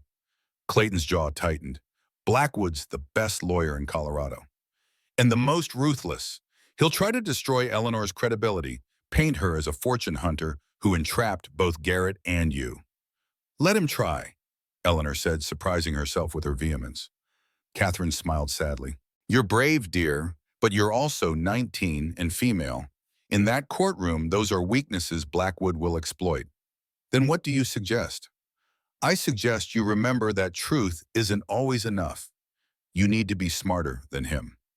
Catherine pulled out a card. This is my hotel. If you need anything, a friendly face, a safe place, come find me. She moved on, leaving Eleanor and Clayton in troubled silence. Denver rose from the plains like a fever dream of civilization, all brick and ambition. The federal courthouse dominated the center of town, its columns and dome declaring the serious business of justice. Their hotel was modest but clean, 2 blocks from the courthouse. Clayton had wanted something fancier, but Eleanor insisted on not appearing wealthy. We need the jury's sympathy, she said. Rich people don't get sympathy. That first night in Denver, they couldn't sleep. The city sounds were all wrong. Ice were wrong. Carriages instead of coyotes, drunken singing instead of wind. They made love quietly, desperately, like they were storing up sensation against some coming drought. Whatever happens tomorrow, Clayton whispered against her hair, know that these 3 weeks have been the best since Mary died. Only 3 weeks, Eleanor teased, but her heart wasn't in it. 3 weeks of choosing each other. That's worth more than years of obligation. A knock at the door made them both freeze. Clayton reached for the pistol he'd placed on the nightstand. Mr. Hartwell? It's Marshall Foster. Clayton relaxed slightly, pulled on trousers, and opened the door. Foster stood in the hallway with another man, older, beard shot with gray, eyes sharp as winter. This is federal prosecutor James Thornton, Foster said. He needs to speak with Mrs. Hartwell. Now it's past midnight. I apologize for the hour, Thornton said, but there's been a development. They gathered in the small sitting area, Eleanor wrapped in a robe, trying to project dignity despite the circumstances. Garrett's made a new claim, Thornton said without preamble. He says the marriage between you and Mr. Hartwell is fraudulent because you were already promised to him. He has a contract signed by your father. From when I was 15, Eleanor said. My father told me before he died. He was drunk when he signed it. That's helpful, but Garrett also claims... Thornton paused, uncomfortable. He claims you and he were intimate, that you're not... That is, that you weren't innocent when you married Hartwell. Eleanor's face burned. That's a lie. He has a witness, a doctor who supposedly examined you. No doctor ever... Eleanor stopped. Wait, 3 years ago I was ill. Garrett insisted on sending his personal physician. I thought it was kindness. Dr. Hamlin, Thornton said grimly, currently willing to testify to whatever Garrett pays him to say. Clayton's hands clenched into fists. I'll kill him. That won't help your wife, Thornton said sharply. What will help is the truth. Mrs. Hartwell, I need to know everything. Every interaction with Garrett, every witness who might have seen him pressure you or your father. For the next 2 hours, Eleanor talked about the debts that grew mysteriously, about the poisoned well when her father protested Garrett's attention, about the night before her wedding when she heard her father weeping. Thornton took notes, occasionally asking clarifying questions. There's something else, Eleanor said finally. Lily and Garrett visited us. She implied, no, she stated, that Garrett killed his second wife. Thornton's eyes sharpened. Would she testify? I don't know. She seemed to hate him, but she's also his wife. Can she testify against him? In federal court, yes. Spousal privilege doesn't apply to crimes committed before the marriage. Thornton stood. Get some rest. Tomorrow will be difficult. After he left, Eleanor and Clayton sat in silence. I'm scared, Eleanor admitted. So am I. You fought in a war. War's simple, kill or be killed. This, Clayton gestured helplessly, this is words and laws and things I don't understand. We have truth on our side. Sometimes that's not enough. Eleanor took his hand. Then we make it enough. The courthouse was packed the next morning. Word had spread. The Garrett trial was the sensation of Denver. Eleanor recognized faces from Copper Ridge, Mrs. Dalton and her gossip circle, Sheriff Williams, even some of Clayton's fellow veterans. In the back, she spotted Sarah Crowfeather, who nodded solemnly. Garrett sat at the defense table looking confident despite his chains. He'd lost weight in custody, but his suit was immaculate, his smile sharp as ever.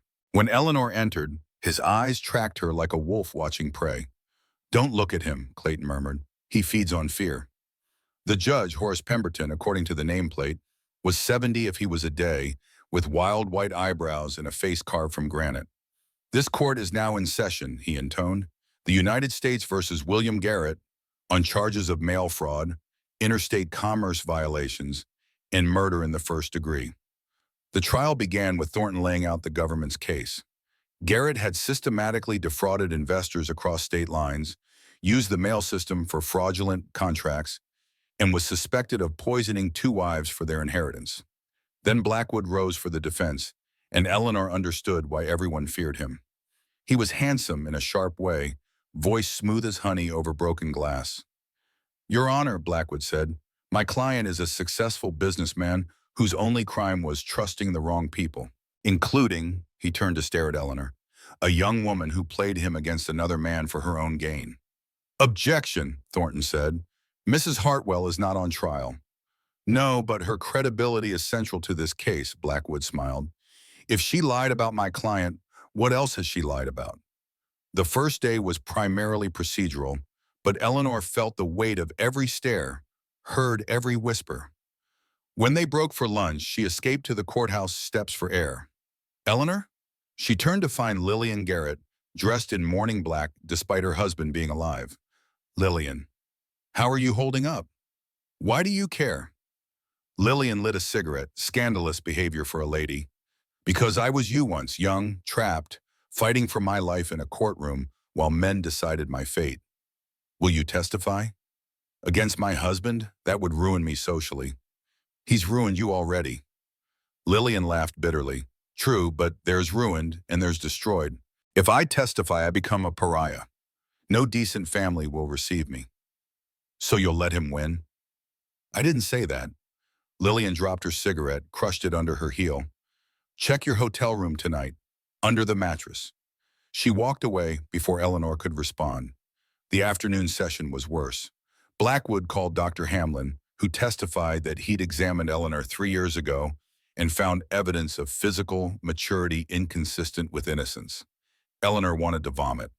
Clayton's hand found hers under the table, squeezed hard. On cross-examination, Thornton destroyed Hamlin methodically. The doctor couldn't produce any medical records. His story changed twice. Finally, he admitted Garrett had paid for his medical school. So you owed Mr. Garrett everything, Thornton said. I owed him gratitude. Enough gratitude to lie under oath? Objection, Blackwood called. Withdrawn. But Thornton had made his point. That evening, Eleanor checked under the hotel mattress as Lillian had instructed. She found an envelope containing 3 items, a photograph, a letter, and a vial of white powder. The photograph showed Garrett with a young woman Eleanor didn't recognize. The letter was in Garrett's handwriting. My darling Agnes, by the time you read this, you'll be my wife. The arsenic I've been giving you in small doses will ensure you don't live long enough to regret it. Your fortune will comfort me in my grief. Yours in calculation, William. The vial was labeled arsenic, property of W. Garrett. Jesus Christ, Clayton breathed. He documented his own crime. He's that arrogant, Eleanor said. He never thought anyone would find it. How did Lillian get this? I don't know and I don't care. We need to get this to Thornton. They found the prosecutor in his office, still working by lamplight. His eyes widened as he examined the evidence. This changes everything, he said. But we need to verify authenticity. If Blackwood can prove these are forgeries, they're not, a voice said from the doorway. Lillian entered, looking tired but determined. I took them from William's private safe. I've been collecting evidence for years, waiting for the right moment. Why now? Thornton asked. Because Eleanor reminded me what courage looks like. A 19-year-old girl standing up to him when I, a grown woman, have been too afraid. Lillian straightened. I'll testify, publicly. Let society damn me. I'm already damned staying married to him. The next morning, the courtroom buzzed when Lillian took the stand. Garrett's face went white, then red with rage. You bitch, he shouted. You're my wife. Silence, Judge Pemberton thundered. One more outburst and you'll be gagged. Lillian testified calmly, devastating in her precision. She told of finding evidence of his crimes, of watching him slowly poison his second wife, Of living in fear for 5 years. Why didn't you leave? Thornton asked gently.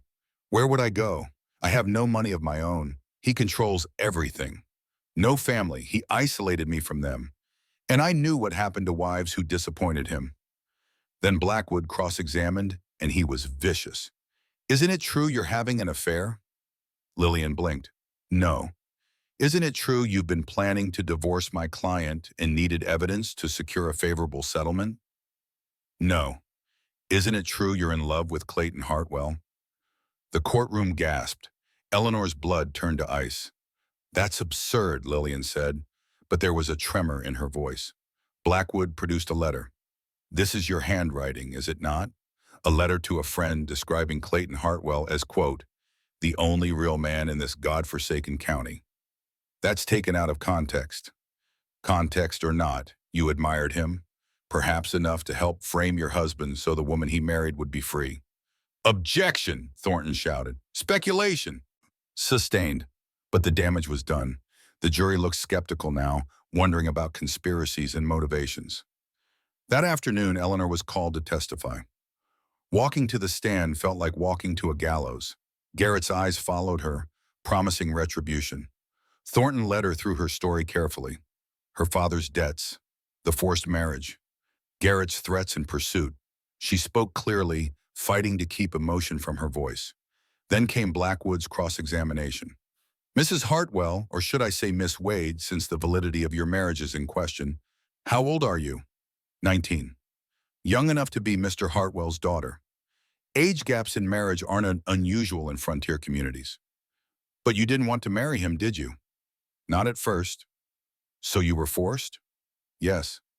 By whom? Eleanor hesitated. By circumstances. Not by Mr. Hartwell himself? No. In fact, he's been nothing but kind to you? Yes. Given you freedom, protection, even teaching you to shoot? Yes. So this man you were forced to marry has treated you well, while Mr. Garrett, who offered to save your father from ruin, is somehow the villain? Garrett didn't offer to save anyone. He created the ruin in the first place. Do you have proof of that? Eleanor thought of the poisoned well, the inflated debts, all the small cruelties. No written proof. So we have only your word, the word of a 19-year-old girl who benefited greatly from her marriage to a wealthy rancher. I didn't want wealth. No, then why not simply run away? You could have left any time before the wedding. And gone where? With what money? To what life? Other women manage. Other women aren't 19 with a drunk father and debts hanging over their heads. Other women also don't end up married to one of the richest ranchers in Colorado. Eleanor's temper flared. You think I wanted this? You think any woman wants to be sold like cattle, fought over like property? I wanted to choose my own life. And yet here you are, having chosen to stay with Mr. Hartwell, having chosen to share his bed. Objection, Thornton roared. Irrelevant and improper. Sustained. Mr. Blackwood, you will refrain from such implications. But again, damage done. Eleanor left the stand feeling dirty, exposed. Eleanor's body shook, not with tears but with rage that needed release. She grabbed a pillow, pressed it to her face, and screamed until her throat was raw. Clayton held her through it, understanding this wasn't grief but fury, finally finding voice. I failed, she sobbed. He made me look like a gold digger. No, you told the truth. That matters. Does it? You saw the jury. They think I'm just another scheming woman. Clayton tilted her chin up. I don't care what they think. I know who you are. Who am I? The bravest person I've ever met. And you're not even 20 yet. A knock interrupted them. Marshall Foster stood at the door with an elderly woman Eleanor didn't recognize. This is Agnes Morrison, Foster said, Garrett's second wife. Eleanor gasped. But she's dead. Agnes smiled grimly, pulling back her sleeve to reveal arms scarred with arsenic burns. That's what he wanted everyone to think. Dr. Morrison, no relation, helped fake my death certificate. I've been living as Anna Mills in California for 8 years, working as a seamstress. These scars, she traced the marks, match the arsenic residue the Pinkertons found in my supposed grave. They exhumed an empty coffin filled with rocks. But when I heard about the trial, I knew it was time.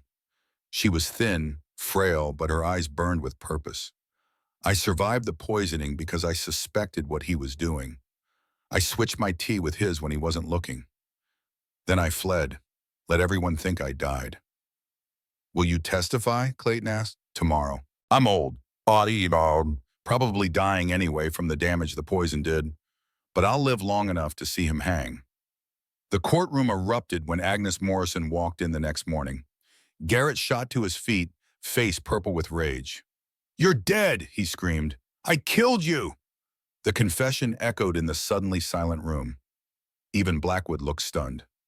Judge Pemberton's gavel cracked like gunshot. "Mr. Garrett, you've just confessed to murder in open court."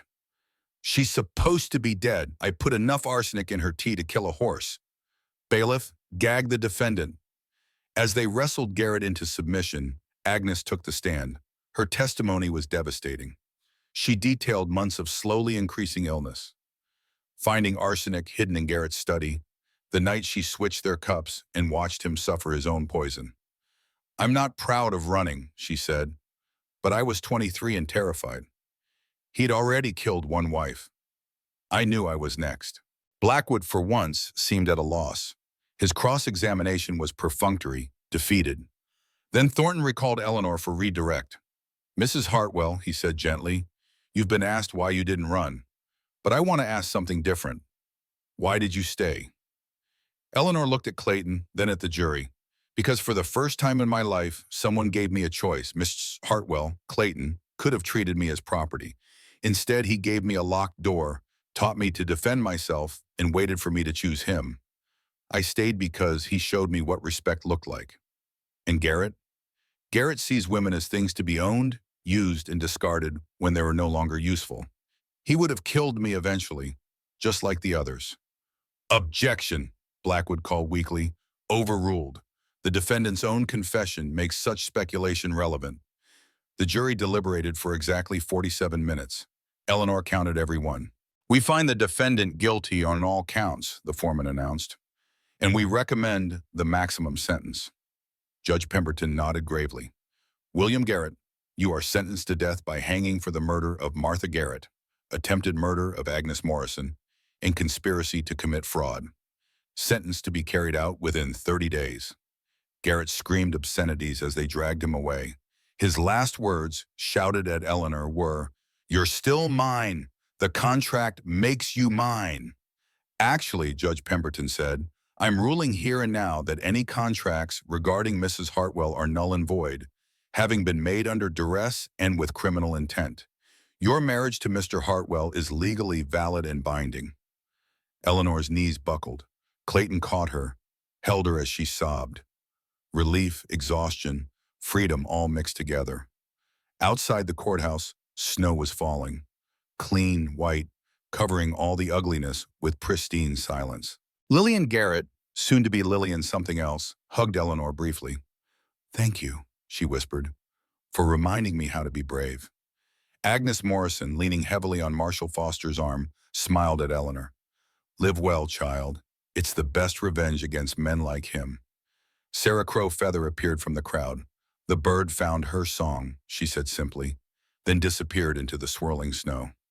On the train home, Eleanor and Clayton sat in comfortable silence, watching the landscape roll past. She was still 19, still married to a man old enough to be her father, still bearing the weight of her story. But she was free, truly free. The contract that had bound her was void, but the choice she'd made was real. "What now?" she asked Clayton. "Now we go home. We run the ranch. We live. Together, for as long as you'll have me." Eleanor took his hand, scarred from war and work, gentle despite its strength. "That might be a very long time. I'm counting on it." As the train carried them back to Copper Ridge, back to the ranch that was now truly home, Eleanor thought about the girl who'd counted floorboards in a church, planning her escape. That girl was gone, replaced by a woman who'd faced down a predator in court, who'd chosen her own path. She was 19 years old, and her life was finally beginning. The ranch looked different, covered in February snow, softer somehow, like the earth itself had decided to grant them peace after the storm of the trial. February dawn painted the mountains pink while she huddled in Clayton's oversized coat, claiming this moment of peace before the world woke paint the mountains pink and gold. 6 weeks had passed since Denver, 6 weeks of learning what normal meant for them. "You'll catch your death," Clayton said from behind her, wrapping his arms around her waist. She leaned back into his warmth. Worth it for this view. The mountains? The freedom. They stood in comfortable silence, breathing steam in the cold air. Then Eleanor felt it, a flutter in her belly, like butterfly wings. "Clayton? Hmm. I think, I think I'm pregnant." His arms tightened around her. "Are you sure?" "Rosa says I have the look, and I haven't bled in 2 months." Clayton turned her to face him, his gray eyes searching hers. "How do you feel about it?" "Terrified, happy, young." She laughed shakily. "I'm going to be a mother at 19. 20 by the time the baby comes." "Still young. Your mother had you at 18. Eleanor considered this. "That's different." "How?" "She chose my father, loved him before he became what he was." Clayton's hands framed her face.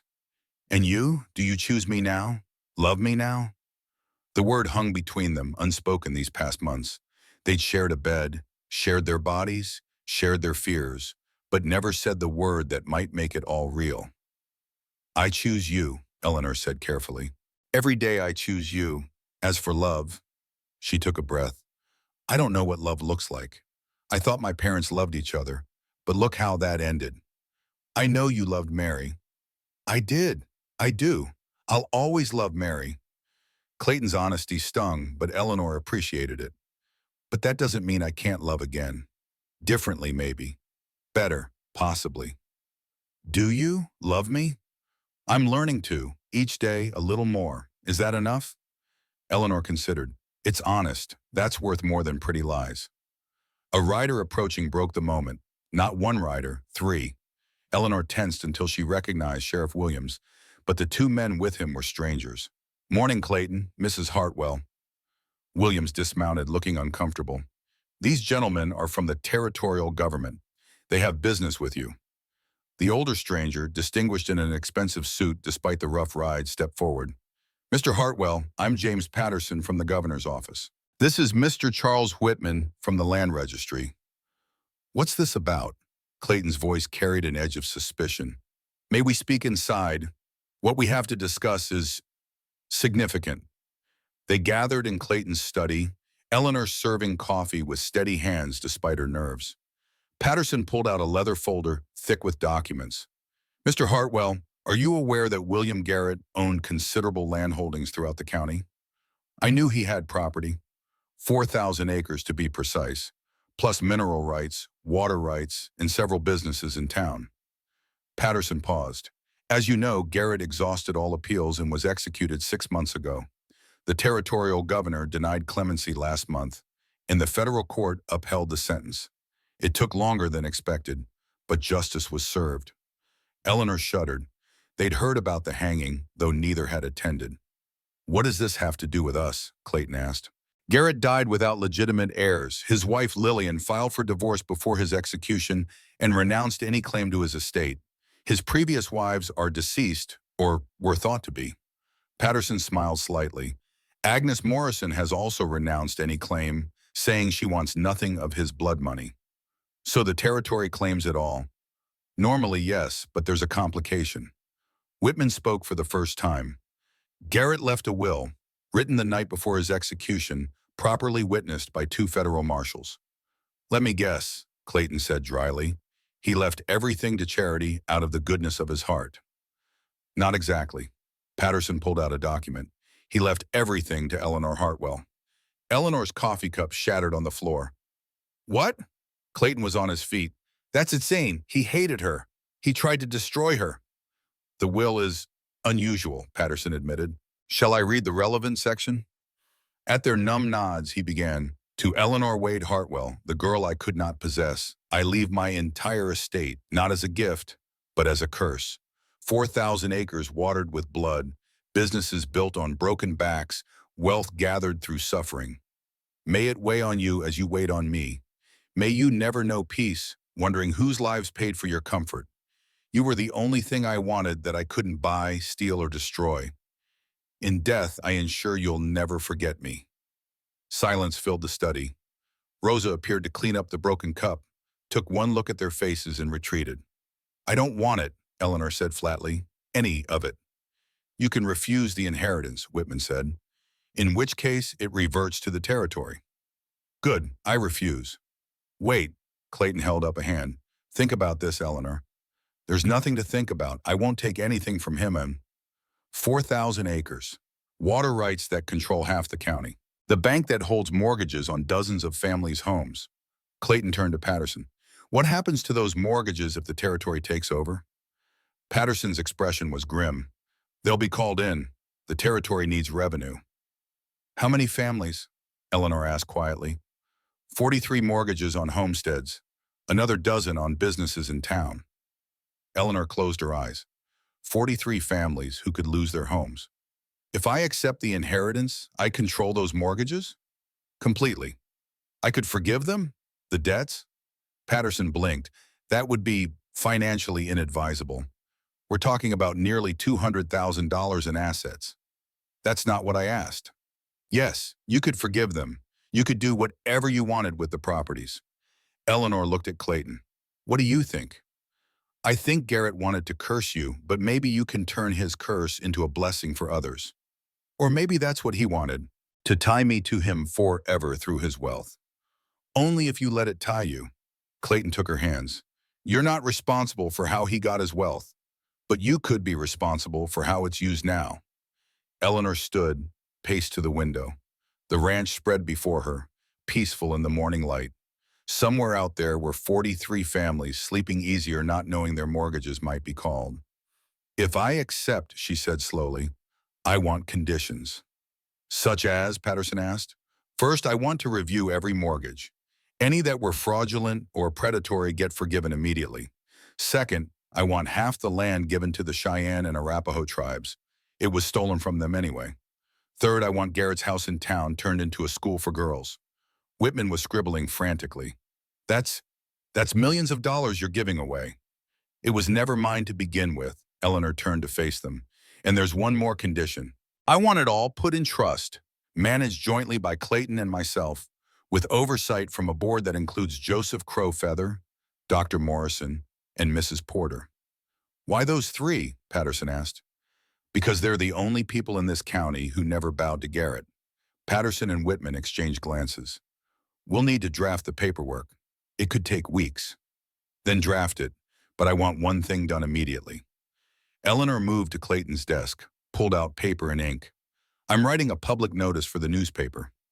Every family with a mortgage from Garrett's bank has 6 months to prove predatory lending.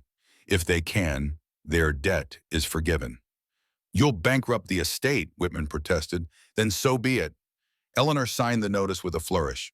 "Publish this tomorrow, or I refuse everything and let the territory deal with the mess." After the men left, Eleanor collapsed in Clayton's chair, suddenly exhausted.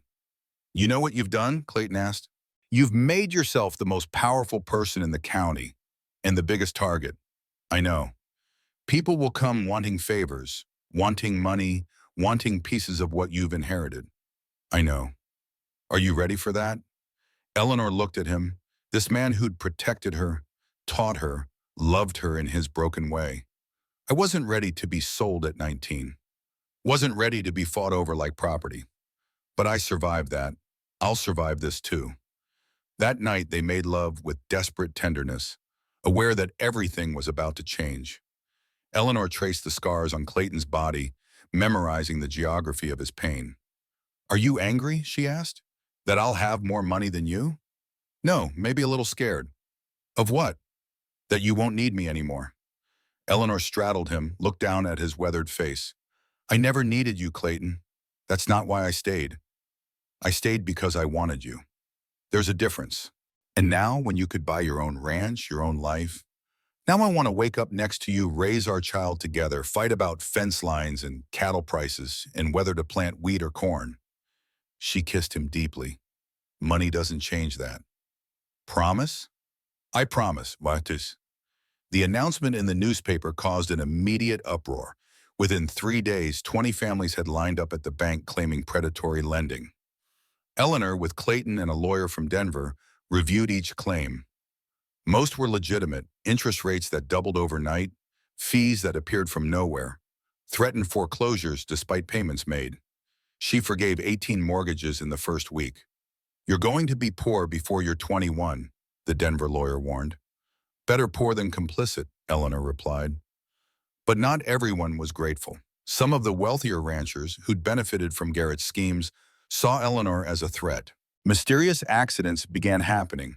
Fences cut, water diverted, dead animals left at the gate. "They're trying to scare you," Clayton said, loading his rifle. "It's working," Eleanor admitted. "I'm scared all the time now." "Good. Fear keeps you careful. It's when you stop being scared that you get careless." The next morning brought unexpected visitors. Lillian Garrett, now calling herself Lillian Foster, arrived with Agnes Morrison and, surprisingly, Catherine Morrison. "We've come with a proposition," Lillian announced. Eleanor, nauseous from morning sickness, tried to focus. "What kind of proposition?" "Agnes and I have been talking. We want to help you." "Wait, because you're 19 years old, pregnant, and trying to remake the entire county's economy while half the powerful men want you dead," Agnes said bluntly. "You need allies." Catherine pulled out a folder. "I'm a trained bookkeeper. My husband thinks I just help with his medical records, but I've been managing investments for years. I've reviewed the Garrett holdings. You're not going bankrupt. If managed properly, even after your generous forgiveness program, the remaining assets could generate substantial income." "Income I don't want." "Income you could use for good," Lillian corrected.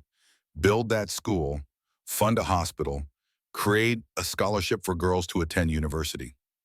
Eleanor looked at these women, Garrett's widow, his supposedly dead wife, and the doctor's educated daughter-in-law. "Why do you care?" "Because we all know what it's like to be trapped," Agnes said. "You have a chance to make sure other girls aren't. Don't waste it on pride." They spent the afternoon planning. By evening, they had outlined a structure for the Garrett estate that would fund education and health care for the county while maintaining enough revenue to be sustainable. "There's just one problem," Catherine said. "The men on the territorial board won't approve this. Too progressive." "Then we don't ask for approval," Eleanor said. "We just do it." "That's not how the law works." "The law sold me to Clayton. The law let Garrett murder 2 wives before anyone cared. Maybe it's time to stop waiting for the law to catch up to what's right." Clayton, who'd been silent throughout the meeting, finally spoke. "She's right, but if you do this, you're declaring war on the established order." "They declared war on me when I was 15, and Garrett started circling," Eleanor replied. "I'm just finally fighting back." That night, as they prepared for bed, Clayton pulled out a document Eleanor hadn't seen before. "What's this?" "A deed transfer. I'm giving you 200 acres. Eleanor stared at him. "What? Why, Ma?" "Because when we married, you had nothing. No choices, no freedom, no future except what I allowed." He handed her the papers. "This makes you a landowner in your own right, separate from the Garrett inheritance, separate from me. If something happens to me, or if you decide you want to leave, you'll have something that's purely yours." "Clayton," Eleanor's eyes filled with tears, "this is worth a fortune." "You're worth more." She threw herself into his arms, sobbing. "I don't want to leave, ever." "I know, but knowing you could and choosing not to, that's what makes it real."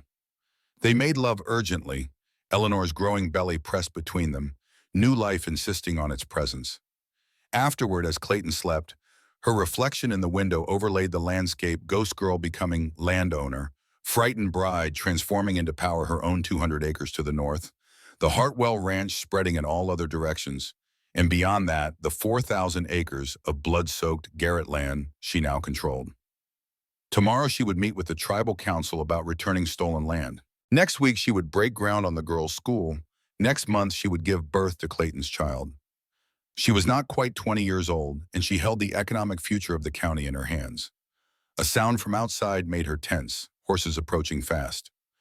Clayton was instantly awake, reaching for his gun. "Stay here," he ordered. But Eleanor was already dressing, checking the load on the pistol he'd taught her to use. "We face things together, remember?" They crept downstairs. Through the window, they could see torches, a dozen riders, faces masked. "Eleanor Hartwell," a voice shouted, "you've stolen what belongs to us." "Nothing of Garrett's belongs to you," Eleanor shouted back. "His wealth should go to established families, not some jumped-up child who's spread her legs for protection." Clayton started for the door, but Eleanor stopped him. "This is my fight." She walked onto the porch, pistol visible but not raised. "I see 12 cowards who hide their faces. If you have grievances, come in daylight like men. Men don't negotiate with whores." The word hung in the cold air. Eleanor raised her pistol, fired. The torch in the speaker's hand exploded, making his horse rear. "The next shot goes in someone's skull," she said calmly. "I'm 19, pregnant, and have already killed one man's legacy. Don't test whether I'll kill more. You can't shoot all of us." "No, but I can shoot 3 of you before you get to the porch, and my husband can shoot 3 more. 6 dead men is a high price for pride." Silas and Miguel emerged from the barn, rifles ready.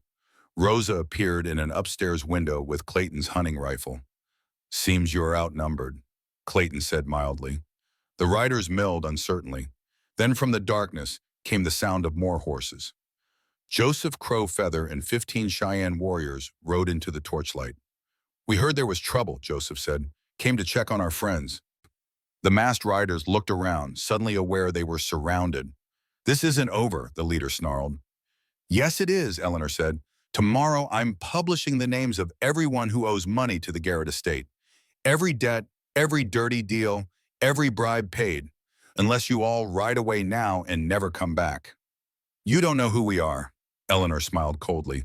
"Mr. Davidson, your horse has a distinctive white sock on the left rear leg. Mr. Campbell, you're wearing the same boots you wear to church. Mr. Harrison, your wife embroidered that shirt. I recognize her stitching." She'd been guessing on the last 2, but the way the men shifted confirmed her suspicions. "Leave now and your secrets stay secret. Come back, and I'll destroy you with paperwork instead of bullets." One by one, the riders wheeled their horses and fled. Joseph's warriors followed them to ensure they kept going. "You've made enemies tonight," Joseph warned. "I've had enemies since I was 15, Eleanor replied. "At least now I can fight back." Joseph studied her with those ancient eyes. "You're not the frightened girl who came here in November. No, that girl is dead. Garrett killed her, the trial buried her, and tonight," Eleanor looked at Clayton, then at her allies gathered in defense of her. "Tonight, someone new was born." As everyone dispersed, Clayton and Eleanor stood on the porch watching the sunrise. The same sunrise she'd watched that morning. But everything had changed. "Are you all right?" Clayton asked. Eleanor said wonderingly, "I've lived more in these months than most live in decades. Been sold, bought, married, tried in court, made wealthy, and threatened with death. I'm carrying the child of a man who loved his dead wife and is learning to love me. I own land, control mortgages, and have plans to change this entire county. That's not what I asked." Eleanor turned to him, smiled. "Despite my youth, I'm more than all right. I'm free. I'm powerful. I'm choosing my life every single day. Even the hard parts. Especially the hard parts." She took his hand, placed it on her growing belly. "We're building something here, Clayton. Not just a family, but a future where girls like I was have choices. That's ambitious for someone not yet 20. I've got time." They went inside as the morning warmed. Eleanor had ledgers to review, letters to write, a county to reshape. But first, breakfast with her husband, their child growing between them, in the house that was truly home now. Later, she would stand in the study looking at the deed Clayton had given her. 200 acres in her name alone. Not payment for being his wife, not compensation for her youth stolen, but recognition of her worth as herself. She thought of that frightened girl counting floorboards in a church, planning escape routes she'd never take. That girl hadn't known that sometimes the cage door opens not through escape, but through transformation. That sometimes the thing that traps you becomes the thing that frees you, if you're brave enough to seize control of the narrative. Eleanor Hartwell, 19 years old, pregnant, wealthy, feared, and respected in equal measure, stood at the window of her study, Hers now, Clayton had insisted, and looked out at the empire built on blood that she would transform into something built on hope. The baby kicked, strong and insistent. Clayton's child, but also hers. A child who would grow up with choices, with freedom, with a mother who'd fought for both. Your mother was 19 when her life truly began, Eleanor whispered to her belly. 19 when she stopped being property and started being powerful. Remember that, little one? Remember that we're never too young to change the world. Outside, spring was coming early to Colorado, ice melting into water that would feed the earth. Eleanor had plans for that earth, crops that would feed families, schools that would educate girls, businesses that would employ women. She was 19 years old, and she was just getting started. Clayton found her there an hour later, surrounded by papers and plans, pencil behind her ear, looking like what she was, a force of nature disguised as a teenage bride. Regrets? He asked. Never, Estienner said, and meant it. I was sold at 19, but I bought my freedom with courage I didn't know I had. That's a bargain I'd make again. Even knowing everything, the pain, the fear, the weight of all this responsibility. Eleanor stood, crossed to him, kissed him deeply, especially knowing everything, because this led me to you, to this life, to this chance to matter. You always mattered. No, I existed, now I matter. There's a difference. As the sun climbed higher, bathing the study in golden light, Eleanor returned to her work. Letters to write, plans to make, a future to build. She was 19 years old, married to a man learning to love her, carrying his child, holding the power to reshape a county's destiny. It wasn't the life she'd planned. It was better. It was chosen. It was hers. And she was just getting started. The same 12 floorboards stretched before her, but now she stood as speaker, not sacrifice. But this time she stood as a speaker, not a bride. The church was packed for the graduation ceremony of the first class from the Garrett Hartwell School for Girls. She was 29 now, mother of 3, owner of the largest ranch in the county, and the woman who'd transformed Copper Ridge from a town built on exploitation to one built on opportunity. 10 years ago, she began, looking out at the 12 young women graduating, I stood in this church, 19 years old, counting the boards between me and the door. I thought freedom meant running away. I've learned since then that sometimes freedom means standing your ground and changing the world around you instead of fleeing it. In the front row, Clayton sat with their children, Thomas, age 9, Mary, 7, and little Sarah, 4. His hair was more gray than brown now, but his eyes still watched her with that mixture of pride and love he'd learned to show over the years. Each of you has been told you're too young, too female, too poor, too something to achieve your dreams, Eleanor continued. I'm here to tell you that being young and female and poor taught me to fight harder than any advantage could have. You are not too anything. You are exactly enough. After the ceremony, as families celebrated and girls compared their plans for university, funded by the estate Eleanor managed, Mrs. Porter, now 82, approached. You did it, girl, she said. You took the worst thing that happened to you and transformed it into this. I had help. We all do. The trick is recognizing it and accepting it. That evening, Eleanor and Clayton walked through the cemetery. They stopped at 3 graves, Thomas Wade, Mary Hartwell, and a new stone, William Garrett's, which Eleanor had insisted on marking properly despite everything. Why am I? Clayton had asked when she'd ordered the stone.